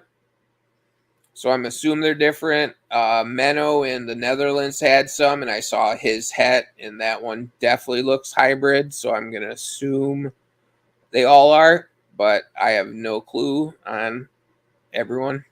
Okay. Well, we'll ask behind the scenes. I am always curious. I like to know what's going on. And I every time I go down to Florida, I try to go to Ron's house. Because every time I go down there, it's always to see family. And it's really hard to go do what I want to do. I always tell myself I'm going to do it, and then I just spend all my time with my family. But I was trying to think. I got sidetracked. I want to bring up something else. That one animal that he produced, that very beautiful, or not, I'm not going to say it's not beautiful. Sorry, the dog's on steroids, so he pees every 5 minutes, and I'm home alone, so that's why I got to keep doing this. It's kind of rude, and I apologize. Hey, no problem. But you remember that animal that Ron posted where it's like the whole back is just like faded, and the sides look completely normal? It's just like a column down the back where it's just like there's pattern there, but it's a really light pattern. Was it a northern they produced last year? It maybe was because it's an adult animal now. But yeah, it must have been a northern from last year. I wish I had my other phone on me. I'd send you the picture. But we're probably thinking about the same one. But essentially, it's almost patternless along the back, but really it's just a lighter pattern on the back, and everything else about the animal seems normal. Yeah, and that definitely has a chance to be genetic. I'm gonna imagine they'll try. I don't know if that's the only one they have or if they have multiples. I'm sure they're going to try, but that's just another good example of things can happen. I think that was something that just popped up from them. And if they didn't do the pairing they did, they wouldn't have seen that animal. So I think it's cool. I liked it. I sent it to Adam Cheslow as soon as I saw it. If he can reproduce that, I'll buy a thing like that in a heartbeat, especially if we can prove it genetic. But, when we have nothing to work with, it's kind of fun to work with whatever we have. And I don't know what that project's going to do, but it's different. Now, I showed you the red male before. He has a W on its back. I know which one you're talking about. Do you think that's genetic or probably just something random? You know what? Make 4 more of them, we'll get talking. Because, kind of like the zipper pattern is one that I've always really talked about. If that's like some kind of line bred pattern that goes in there. Yeah, that's the exact animal I'm talking about. I've never seen an animal that looked like that in Northerns. I've never seen anything that looks close to that. That reduced pattern on the side and those extra in the back and the actual side looking normal. Again, it's fucking simple. I really love that animal. Like I said, I've seen a lot of normal skinks over the years. I've seen just so many skinks. I've never seen one produced like that before. Yeah, and I haven't either. And yeah, add some color to that, mix up the pattern. Yep. You add some of the, you know, albino would be nice to that. I don't know if hyper would you be able to tell. It'd be tough. It'd be tough. I I don't know about the hyper one. I do like hypers. I like them when they got a lot of red pigment showing through. I really love the albinos. When you get rid of all that, typically in an albino, the black pigment turns white, but the fact that all that color underneath the black scales on them, that red you see flaming up the side sometimes, I think that's why the melanistic and skinks came out so colorful compared to another melanistics and other species. You don't get a beautiful albino like that. So I really think it's all that red pigment hiding underneath those black scales that made it look that good. But no, like I said, I wouldn't necessarily move to Australia to work with all these mutations because I hear that the market there is not like the most incredible market ever. I don't think there's a lot of big players. I know there's guys that have gone in and out of that species in Australia over the years, but Joe Ball's kind of like the only guy that I remember the most about. Now I know there's other guys doing it, and I hope that doesn't offend anybody, but Joe and was it Chris Cupper? Were kind of the only two guys I ever paid attention to, and Cupper kind of got in late and then got out. I don't know. Roger's doing pretty good. Who is? What is it? Blue Tongue Morphs, Roger Kramer. Yes, Roger. Yes, I'm sorry, I forgot Roger. Him and Joe are probably the two big, and it seems like there's a lot more smaller breeders. Yeah. Like I said, I don't know if it's the way it used to be, but there's like a level system they have in that country when it comes to breeding, where like you get in at level, let's say 4, and that gives you like general geckos, general skink species, like some of the smaller pythons. Then after X amount of years doing that, you can then graduate up to the next level, and then after you get to the next level, you can jump to the level above that level. And I think those last 2 levels is maybe like the venomous and big constrictors. So a lot of people start out with the smaller species animals, I think lizards and geckos and maybe some of the smaller pythons, to graduate up to the bigger stuff they want to work with. If they still do it that way. I know that's the way it used to go. Oh yeah, the albino. Is that one yours? That's my only Eastern I have in the house is that one. Okay. And here's the advantage. That's a female. One issue with the albinos not breeding is I think because the males are blind, like extremely blind, and they have a lot of trouble grabbing the females lining up properly. I know a lot of the pure Eastern stock that came in the United States initially, there's been multiple albinos that have come in. Ben Siegel had 2 like 15 years ago. I think then Bill Brandt got them. I think Bill Brandt then gave those animals to Ray Gurgey. And still to this day, we've never seen an albino produced in the United States. And it's not because we haven't had them here. With that gene, especially again, I know it's frowned upon, but it's a real disservice to your customers if you try to keep your albinos pure, because most of them will not breed and a lot of them are going to have trouble. You really need to outcross that project into Northern blood. It really does strengthen them. Now, I have heard from the Australians you want to use a smaller male if you're going to breed it, just because you don't want a big Northern being overly aggressive with your little Eastern. But I have her. I've never bred her, but she's another one that this year I intend on breeding. She's in cool down. Just, I don't know. It's just so cool to have that animal that there was no real urgency. And I want to say the first year or 2, we did try to keep it pure, and we did put an Eastern on her, but he just didn't show any interest. But again, I know people that have albinos. There's just not a lot of female albinos in the country. And I think with Ron's breeding, did Ron show his breeding as in, did Ron use male Northerns to albino Eastern females, or do you know anything about how those pairings were? So I know for sure one was a female albino. The other one, I can't remember though. Okay. Yeah, I mean, that I think has been the biggest issue with that project never taking off in the United States is there was only a couple animals in the first place initially. They were both males. They were both horrible breeders, and nothing ever came out of them. I don't know what I'm going to do with her, but I do have to go northern to her because with that project, if you don't, you're just going to make weak babies that are going to end up dying anyways, or animals that won't breed in the future. It is what it is if you want to work with that mutation. I've been thinking about going my best red possible on her just because I know Ron went, like you said, the black route. And I think he's going to make a very unique animal with that lineage. I kind of picture some of the the albino retic projects where you get this like crazy yellow and then crazy white on them. I kind of thought when he bred that black into the albinos that was what his outcome might be with his visual albinos. I could be wrong, but that's kind of what I picture in my head when I saw those hets. So us, it probably makes more sense to go red. It's one of the better animals we have down there. And I would like to see if some of that red will translate through in the albinos. I think a lot of people would like red albinos.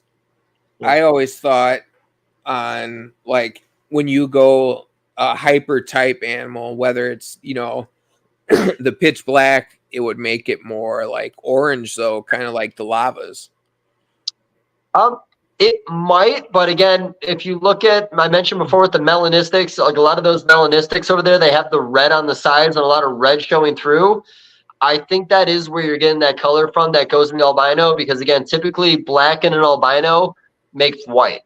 Black pigment goes white. So I think that's why the melanistic defied those odds because it's not actually a black animal. So with the dark stuff that Ron put into it, where I think that is more true black pigment, I just think we're going to get a different outcome. I could be wrong, but let's come back in 2 years and we'll talk about it. I'm not going to pat myself on the back, but I think I'm going to nail this one. And see, I'm just going based off that one, and then like the carpet python Joe did?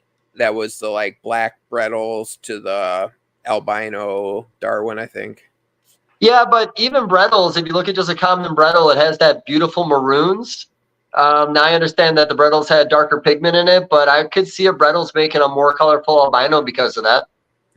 And you might definitely be right. Those are only two experiences I've seen really on it. Yeah. Well, and like I said, some of this stuff is textbook. Other things, there's a little bit of just find out as you go. Like I said, I'm guessing, but my guesses could be wrong. I'm cocky. I think I'm right, but I could be wrong. What do you? Now, go ahead. I was just going to say, and this is, another option. You could do the patternless male to him or her. Sorry. Here's the thing. If I'm making hybrids, I think I'd rather just keep it to Australian compared to fucking around with adding some Erie and Jaya blood in there. Now, I'm not saying that wouldn't be a route I would go, and I would assume that Ron having that stock over there would probably already be going that route. I could be wrong on that. If he's not and you're listening, you probably should. I might, but I would probably be wanting to put more color mutations in there that are northern before I would want to do a northern Erie and Jaya cross animal into it. How about this? If I have a male albino someday, I'll breed that to the anery that I have here on loan to get to snows, and that'll be a hodgepodge of all different shit mixed in one. But for now, I'm going to keep it really simple. I'll pull a really beautiful red out this year, see if he's interested in her. I'll probably use a younger, smaller male just so she doesn't get knocked around too much. But she is a very submissive female. She's very calm.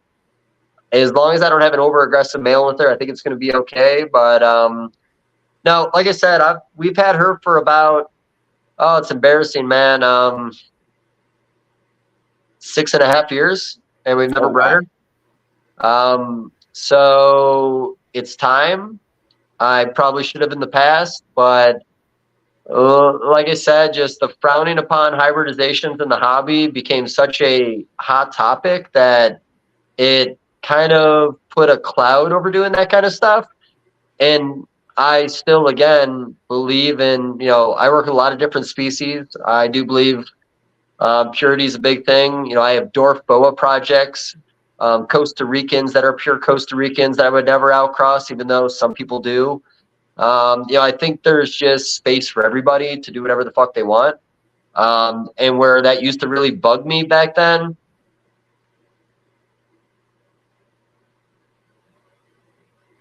I think you cut out there, Dave.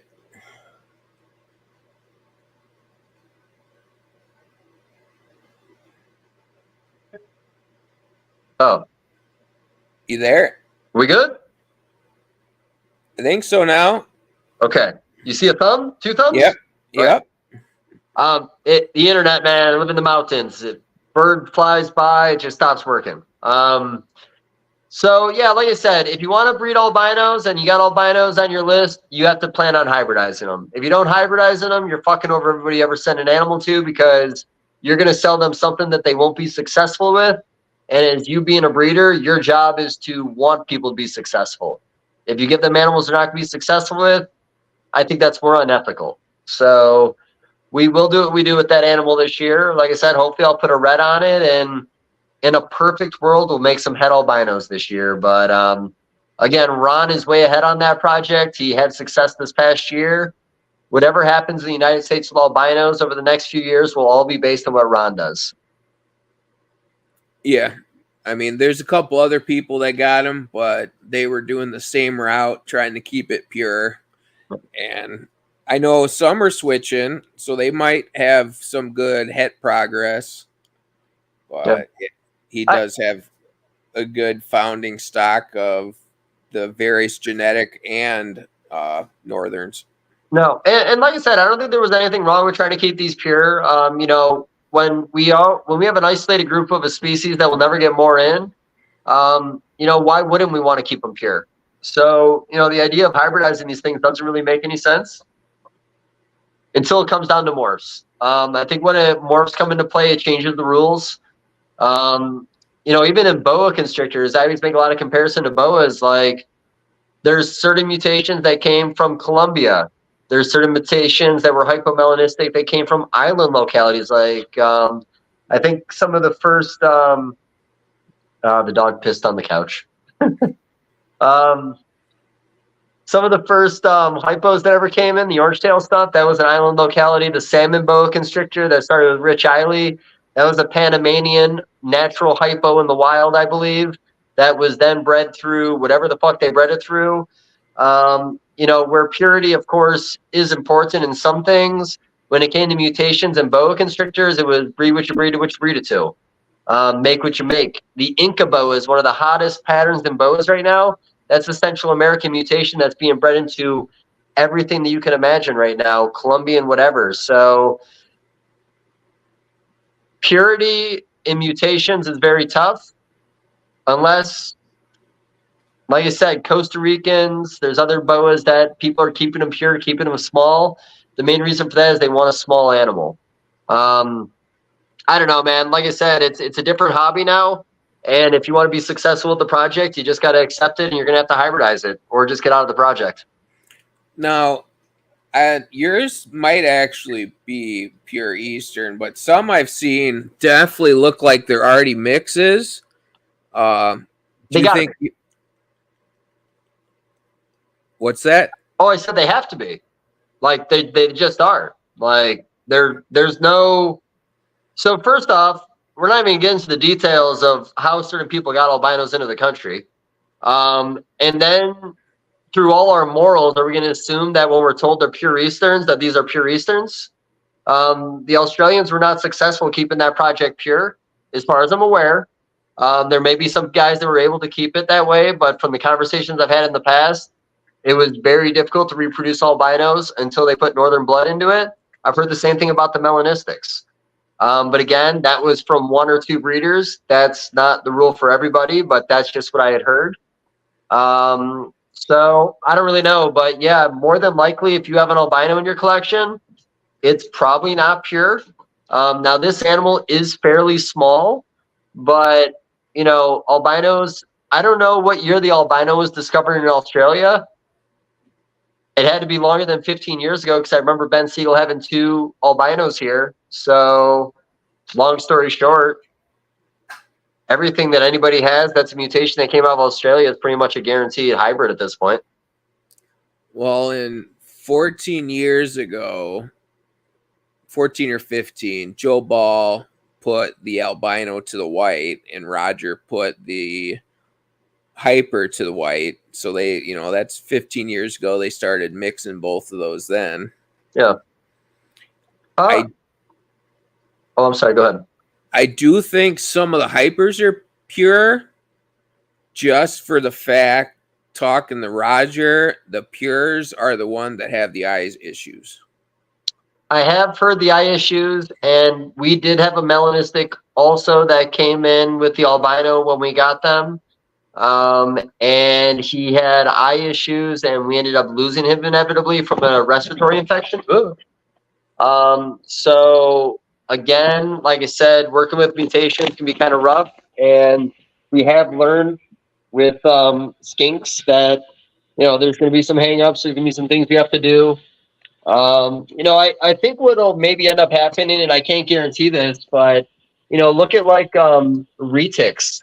Now that they're breeding all the dwarfs into the mainlands, and now that they're breeding the mainland mutations into the dwarfs, everything is labeled based on a percentage. So, first generation, I'm going to have 50% to 50 or 50% Eastern, 50% Northern hets, maybe, because she might have some Northern blood in her. So maybe when mutations become a little more readily available, it might come down to certain people wanting a certain percentage of Northern, a certain percentage of Eastern in there. And as long as you pay attention to your breeding records, every litter you have, you can mark what percentage is in there. So maybe that's how we do it. It's done that way in other species where it's all based on percentages. I don't know. Like I said, this is all kind of new for us, man. We don't know yet. No one's done it. Do you even think we need to, though? Like the percentage thing? Yeah, like well, the only reason I say percentage is based on just some of the hang-ups on hybridizing animals in the first place in the United States. So, some people might want closer to purity, and maybe that's where the percentage thing might come in. But that's just simply based on my experiences in the hobby leading up into this point, attitudes in the hobby of purity. So, if they lose purity, let's give them something else. Let's give them a percentage of what they have, and then at least you're disclosing what you're selling. And that is a good way. I just didn't know if, it would matter that much. A higher percent Eastern would stay smaller, so maybe that would be marketable. Yeah, the size issue, that might come. But, when you talk about a species that's already so small, I mean, we're only talking X amount of gram difference. I don't know if that'll be a big difference in people wanting to buy. And like I said, this was just a random suspicion of what might please people, because in the end of the day, we are trying to please people and keep them happy. And, maybe that's just something somebody want to know. Like, I don't know. I mean, hell, they do it in Carpandros. People do the carpet python to green tree python, and what percentage is in there when they do it. They talk about it that way. That's just what it's that's something that comes up. So that's another comparison when we talk about hybridizing. People might just want to know the percentage of what their hybrid is. Well, and the more details you can give them, the better. Worst case, they don't care, and they forget about the 75% or 50%, and they're happy with what they got. Yeah, like I said, it is about pleasing your customer, but you can't always please everybody. But transparency, I think, is everything in this hobby. So as long as you're being honest about what you're doing, again, that's where the percentage comes up, whatever else, however you want to put it. I don't think there's a problem in doing this stuff. As long as there's honesty there, because when you take honesty off the table, especially when you're working with animals, it's kind of shady. But another one I want to bring up. Do you remember that litter? It might have been in Hong Kong where that guy bred like 2 normals together and like 5 new mutations popped out. There was like a white one and a gray patternless one, and then this one and that one and a hypo looking one. Like, do we ever talk about those guys anymore? Because I still have all those pictures saved on my phone. Once we couldn't get them into the country, it kind of like lost interest. But like, I don't know if there was something suspicious going on there to where he was able to produce like 3 or 4 mutations in one pairing, because some of those mutations didn't even exist yet, or if that guy just hit the fucking lottery. I haven't heard much. I know they're still breeding. I see more like, because you're talking like they have the one that's like a mask morph or something like that. Yeah, again, if I had my other phone, I could just literally send them to you over Messenger, and it should have been something I sent you beforehand because I knew I wanted to talk about these. But it was just like he literally bred 2 normals together, and he just made like this diverse group of babies. Like I said, I know there was a white one in there, a hypo-looking one. There was, again, like you said, that gray slate-looking one. And essentially, he had 4 brand new mutations to work with to take in any direction he wanted. I really, that first year, wanted to buy some because we were still legally allowed to get things in from Hong Kong at that point. Now I don't even think it's even worth the trouble. I don't know if legally you can get skinks in at all anymore from anywhere. Like, I think what we have is what we have. At this point, what we have is what we have. But yeah, I don't think anyone brought any in that I've seen. And I know they've reproduced more, but I haven't seen many like Chinese breeders with them even. Well, things happen fast, but also not too fast in these guys. It might just take a few more years. But no, that's definitely something I want to look into. Not because I want them, just because I'm curious if he ever isolated those genes and then reproduced them. And as crazy as it is for like something like that to pop up, we've talked about it on other podcasts. You might have heard me say, like, there's certain, like, you have multiple, like, I'm trying to think. So like the lesser ball python, when it came in the country, it was actually the lesser platinum ball python. And the reason he called it the lesser ball python is because when he bred it to normals, it made a lesser version of the father. So he just called them lessers. And until he bred the clutch mates back to a lesser, he never made lesser platinums. Then he realized that there was another Bell allelic gene in there that came with that original animal, and was able to realize that it was actually 2 genes in the original one. And there's been a lot of other mutations that come in the country that have had 2 genes in the mix. There was a boa breeder with Hondurans that bred 2 wild-caught Hondurans together and made, I believe it was a T positive. I don't know if it was the T positive, the onyx, and an aneurystic all popped up in the same litter, but it was something crazy like that. 2 normals ended up being triple recessive.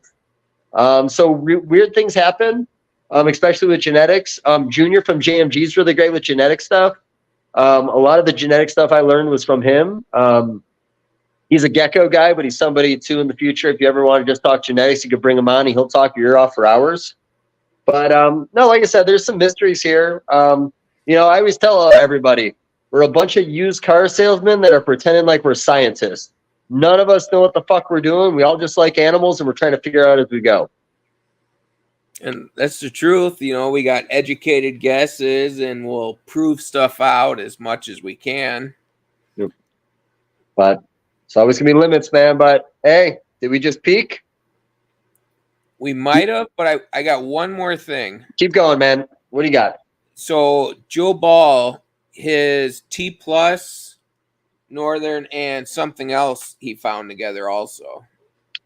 Like 2 gene. Well, didn't he recently prove that white-sided animal and something else was allelic together? Yeah, was it wait, what patch? Was it patch? Patchwork.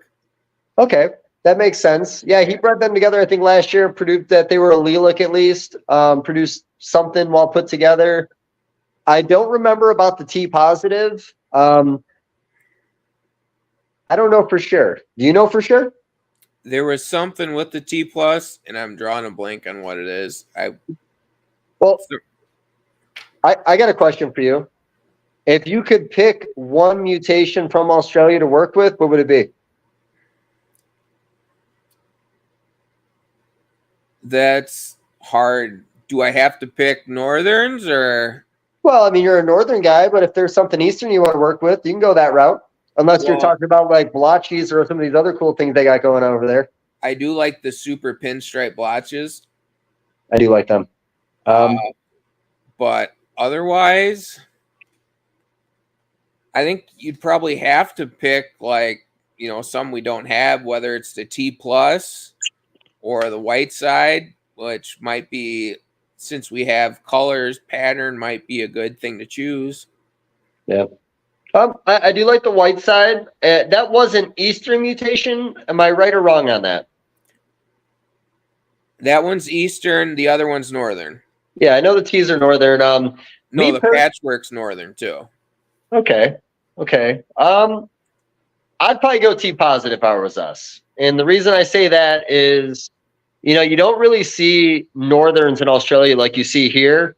They're more morph motivated, so like they don't have to like spend years and years line breeding to make these colors that we've made. If any of us had a T positive in our collection, you could incorporate that into any color phase that we're already line breeding here and probably make better looking T positive projects than they have over there. So I like the T's, but I do like that other project you said. Is that Blotch? Yeah, the Alpine Super Stripe or whatever. Oh, no. The white-sided or blotched Northern mutation you said. What was the name on that one again? Oh, the patchwork? Patchwork. I'm sorry. That was what I was thinking.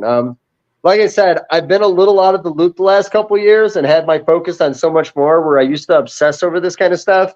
Now I'm kind of just in my own little space talking skinks. I haven't talked to Joe Ball in like 2 years. Me and him used to talk all the time.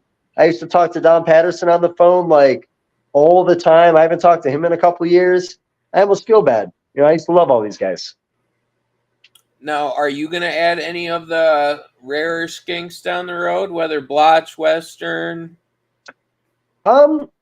Here's the thing. I did recently have an offer on a western. Vin Russo was selling his female. I wanted it, but I passed on it. Honestly, if I can do better at what I'm doing with the Northerns, create a little bit of capital that I can then put into some blotchies, some shingles, some westerns, I would love to go that route. I saw, and this was Daytona forever ago, somebody had baby westerns on the table, and I just thought they were the cutest fucking babies you've ever seen. They looked like little dinosaurs. They had these bobbly heads. I really love the body structure on westerns. But I also really love the blotchy stuff. I love the Tasmanian blotchies. I love that like aqua color that comes through, like that blue. But I don't know, man. Right now, I want to keep doing what I'm doing because I have it, and there's a lot still to be done. But if I can generate some funds and the right animal pops up, I 100% would probably move into westerns first and then blotchies afterwards. Well, and just an idea in the future, I'm hoping to have him on, I think, end of January. John, he's been reproducing them each year now so you can get some babies. Nice. And I have a friend. I'm not going to say where he lives, who he is. He produced 7 shinglebacks last year. And I think he had another female slug out on him. So he's got something figured out on what he's doing, and he's producing some beautiful animals. Now, I know he's probably holding back for the first few years, but like he'll be the guy in the United States when he gets where he needs to be that publicly you'll be able to get some really beautiful shinglebacks. And then I think also Casey Lasik is still producing shinglebacks in the United States if he's still working with those projects. He is. Now, this is hearsay because I have no clue. Aren't his intergrades hybrids? I think his are going to be integrades. I think it's going to be one of those things that most people that you'll get them from at this point may be integrades of some kind. Like I said, I know my guy has a little this, little that.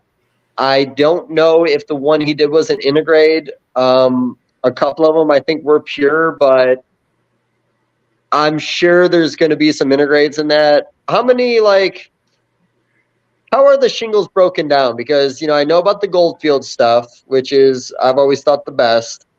How many different categories are those broken down into? Like, what are the no-nos? Like, is it like 5 or 6 or 7 no-nos, or is there only like 3 or 4 or 5? So,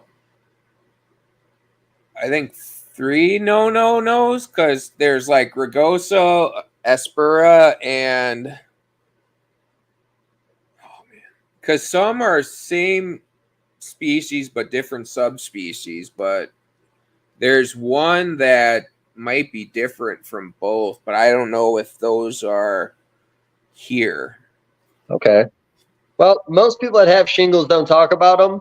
It's such an expensive animal that, the type of person that can afford that, usually just does it for them. And, I always said, like, back in the day, like, a shingleback is an investment for $10,000 per animal, unsexed. Maybe you get lucky and you got a pair. Hopefully you have them raised together and they bond.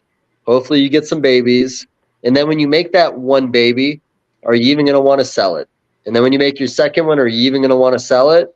So I think shingles, from an investment standpoint, if you're running a business, I think it's more of a pet project and not like selling it as pets, but like your own personal pet project compared to something that's a business plan. Because first off, it's been a hard species to breed. And when you finally make them, I just don't think you'd want to sell them. I almost wonder some too, like some people don't have the biggest numbers.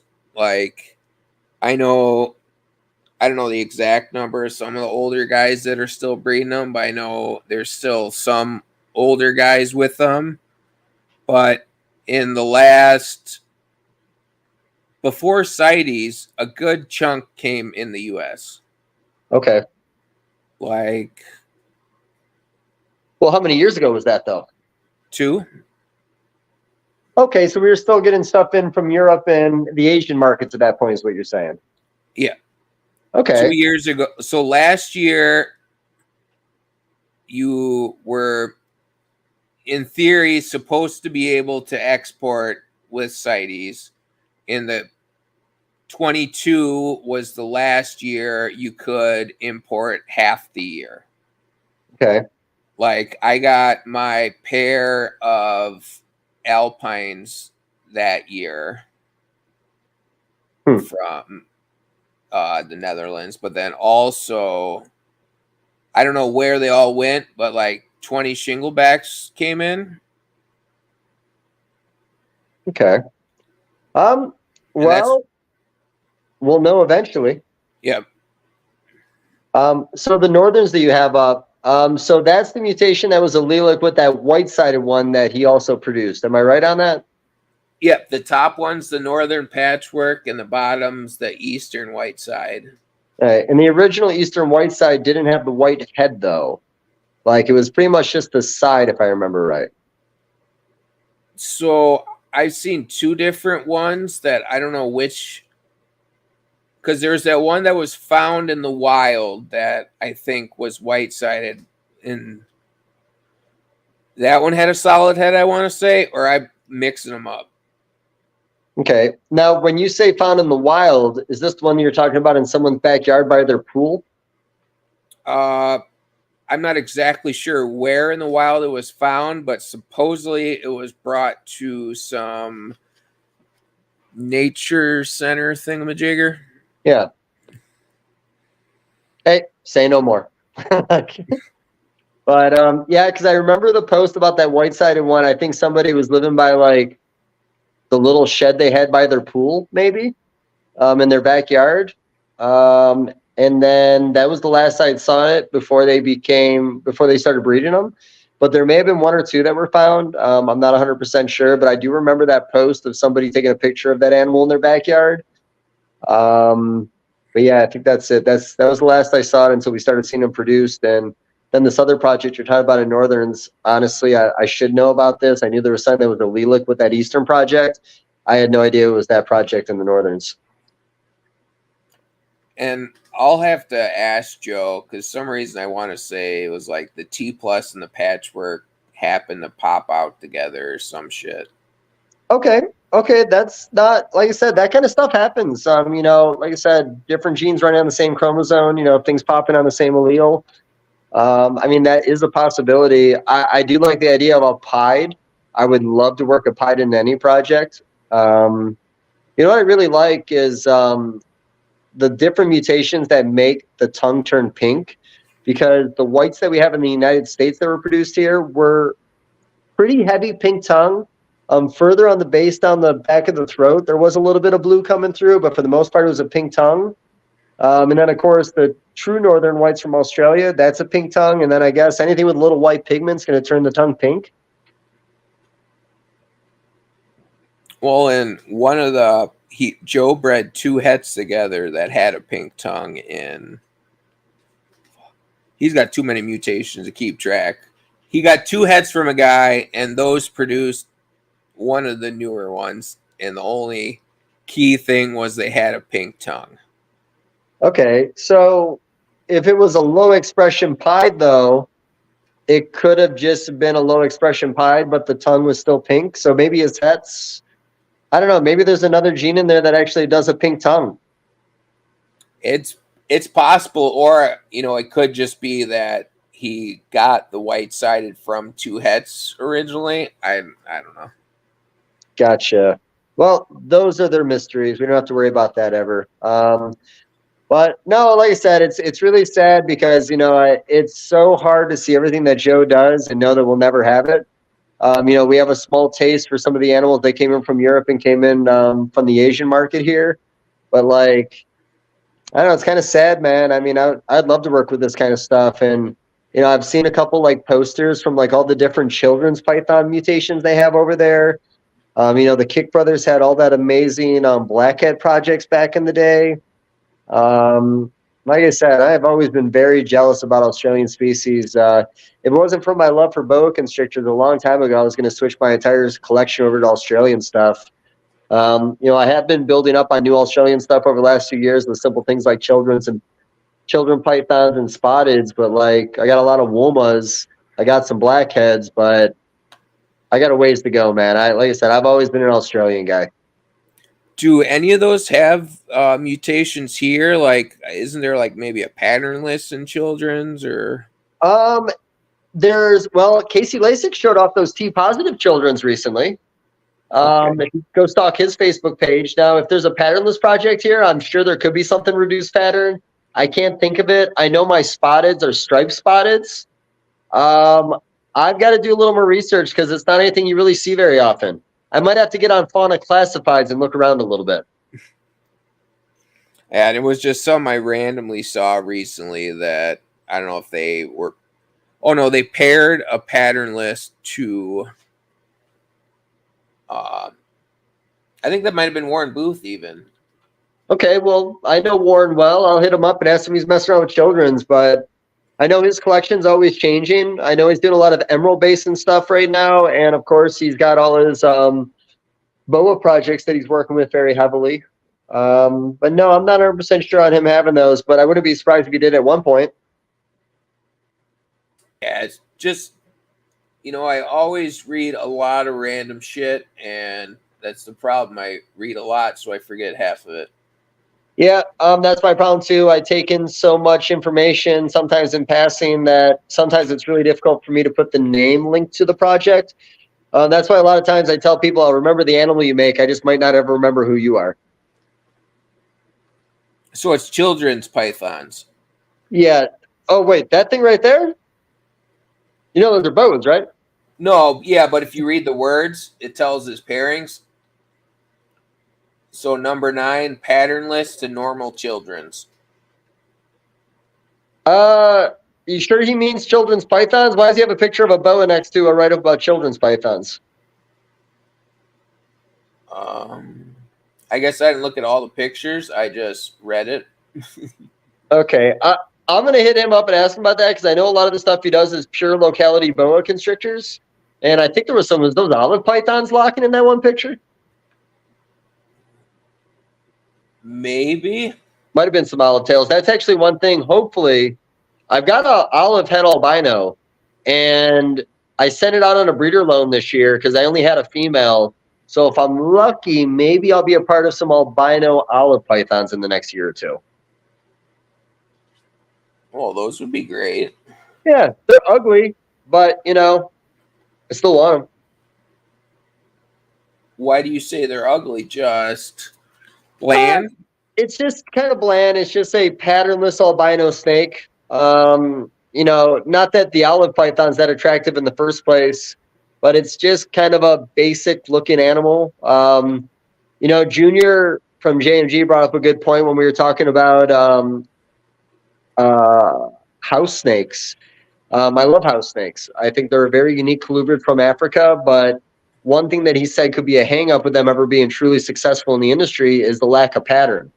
Everything they're going to do is based on color mutations. And when you don't have a pattern or pattern mutations to work within your projects, you're really limited on what you can do.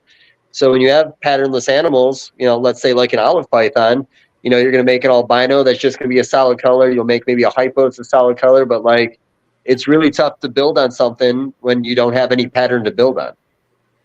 And there's none of those besides a new gene, no way to add pattern to them, really? Well, in a species that comes with no pattern, maybe sometimes you might get lucky where a pattern could appear. And I'm not saying house snakes don't have any pattern. They have a lot of pattern that comes down the neck. Some of them have them a little more as you go down, but really a lot of those projects are just color mutations. But again, the diversity in those guys between the black ones, the green aurora looking ones with some nice yellow pigment, there's still a lot to do in house snakes. And there's time for everything to be popular, but species without pattern typically are one of the least popular species in the hobby when it comes to the mutation end of things. Okay. Yeah, even like in boas, we have a patternless boa, and all we can do with it is make a patternless white, a patternless albino, a patternless whatever. We're so limited. Where the patternless in itself was so cool to see in boa constrictors, but when you start crossing other mutations into it, you're really just making a patternless version of whatever color you put in. So then do you think the patternless and blue tongues won't do the best? Or since... because we have nothing, they'll do just fine. Okay. Yeah, when the fact that we only have a couple mutations to work with, we're limited. I don't necessarily think it's ever truly going to be the hottest project because of the fact that it's got Irian Jai in it. I think that's always going to be a hang up for people. But the patternless, it's hard to say, but yeah, we're limited. Everything I'm thinking about doing with the patternless project is making a patternless color phase. But I have seen some of the guys in the Asian market have bred something in there to bring a lot of pigment through. And I've seen some really dark, bright orange animals, some with some red coming through that they've made in the patternless project. But you're right. I mean, you are limited to any mutation when it's patternless. It does seem, at least the patternless, like Easterns or Northerns, whatever, those ones intensify the color at least. So you'll have some killer, red and orange albinos. Yeah. Like I said, definitely not shitting on it, but the honesty behind patternless projects is you can make different colors, but you are limited on everything else. But again, we have nothing in skinks in general for mutations. So any mutation we have, we'll hold on to and try to do what we can with it. Well, and over time, like the crested gecko market, we might get more, more people breeding them or. Yeah. I generally believe mix up your pairings, try to get lucky. That animal we showed that Ron made that had like nothing going on in the back. I mean, that's something that happened because he just happened to stumble across a couple animals and made the right pairing. They very well could have come from classics for all I know. So keep mixing shit up, try things different every year. And again, do some dumb shit to see what happens because it really couldn't hurt shit at this point. Yeah. Well, I appreciate you coming on, Dave. Yeah, for sure, man. We'll plan something again in the future. I promise you. We'll get together. If you've listened to any of my stuff recently, I keep on making comments that, when I get out on my own and get this podcast going with my buddies, I want to collaborate with other people. I want to get with you. You represent your brand. I'll represent my brand, and let's interview somebody together. We'll pick somebody good. Joe Ball, Ron St. Pierre, whatever you want to share with me. I think both would be good. I think maybe even since the Australian ones haven't been on much, those might be the first to do, maybe. Yeah. I mean, I've had plans to talk to Joe Ball again since last time. I love the podcast I got to do with him in the first place. I love the tour of his yard and all the cool stuff he has going on there. I mean, I don't know what your relationship's like with Joe, but if you want, I'd be happy to give him a call and see if we can get him together and do this in the future. Yeah, I think that'd be great. I'd say good. I don't know him a ton. What I do know him is good. All right, cool. Yeah, I'll get talking to him because that was actually something I was thinking ahead of time on this podcast. Maybe bringing in somebody doing it together. But I think this was a really good, like, getting a rhythm going. And like I said, for Skink conversations, I'd love to get you in the mix on them.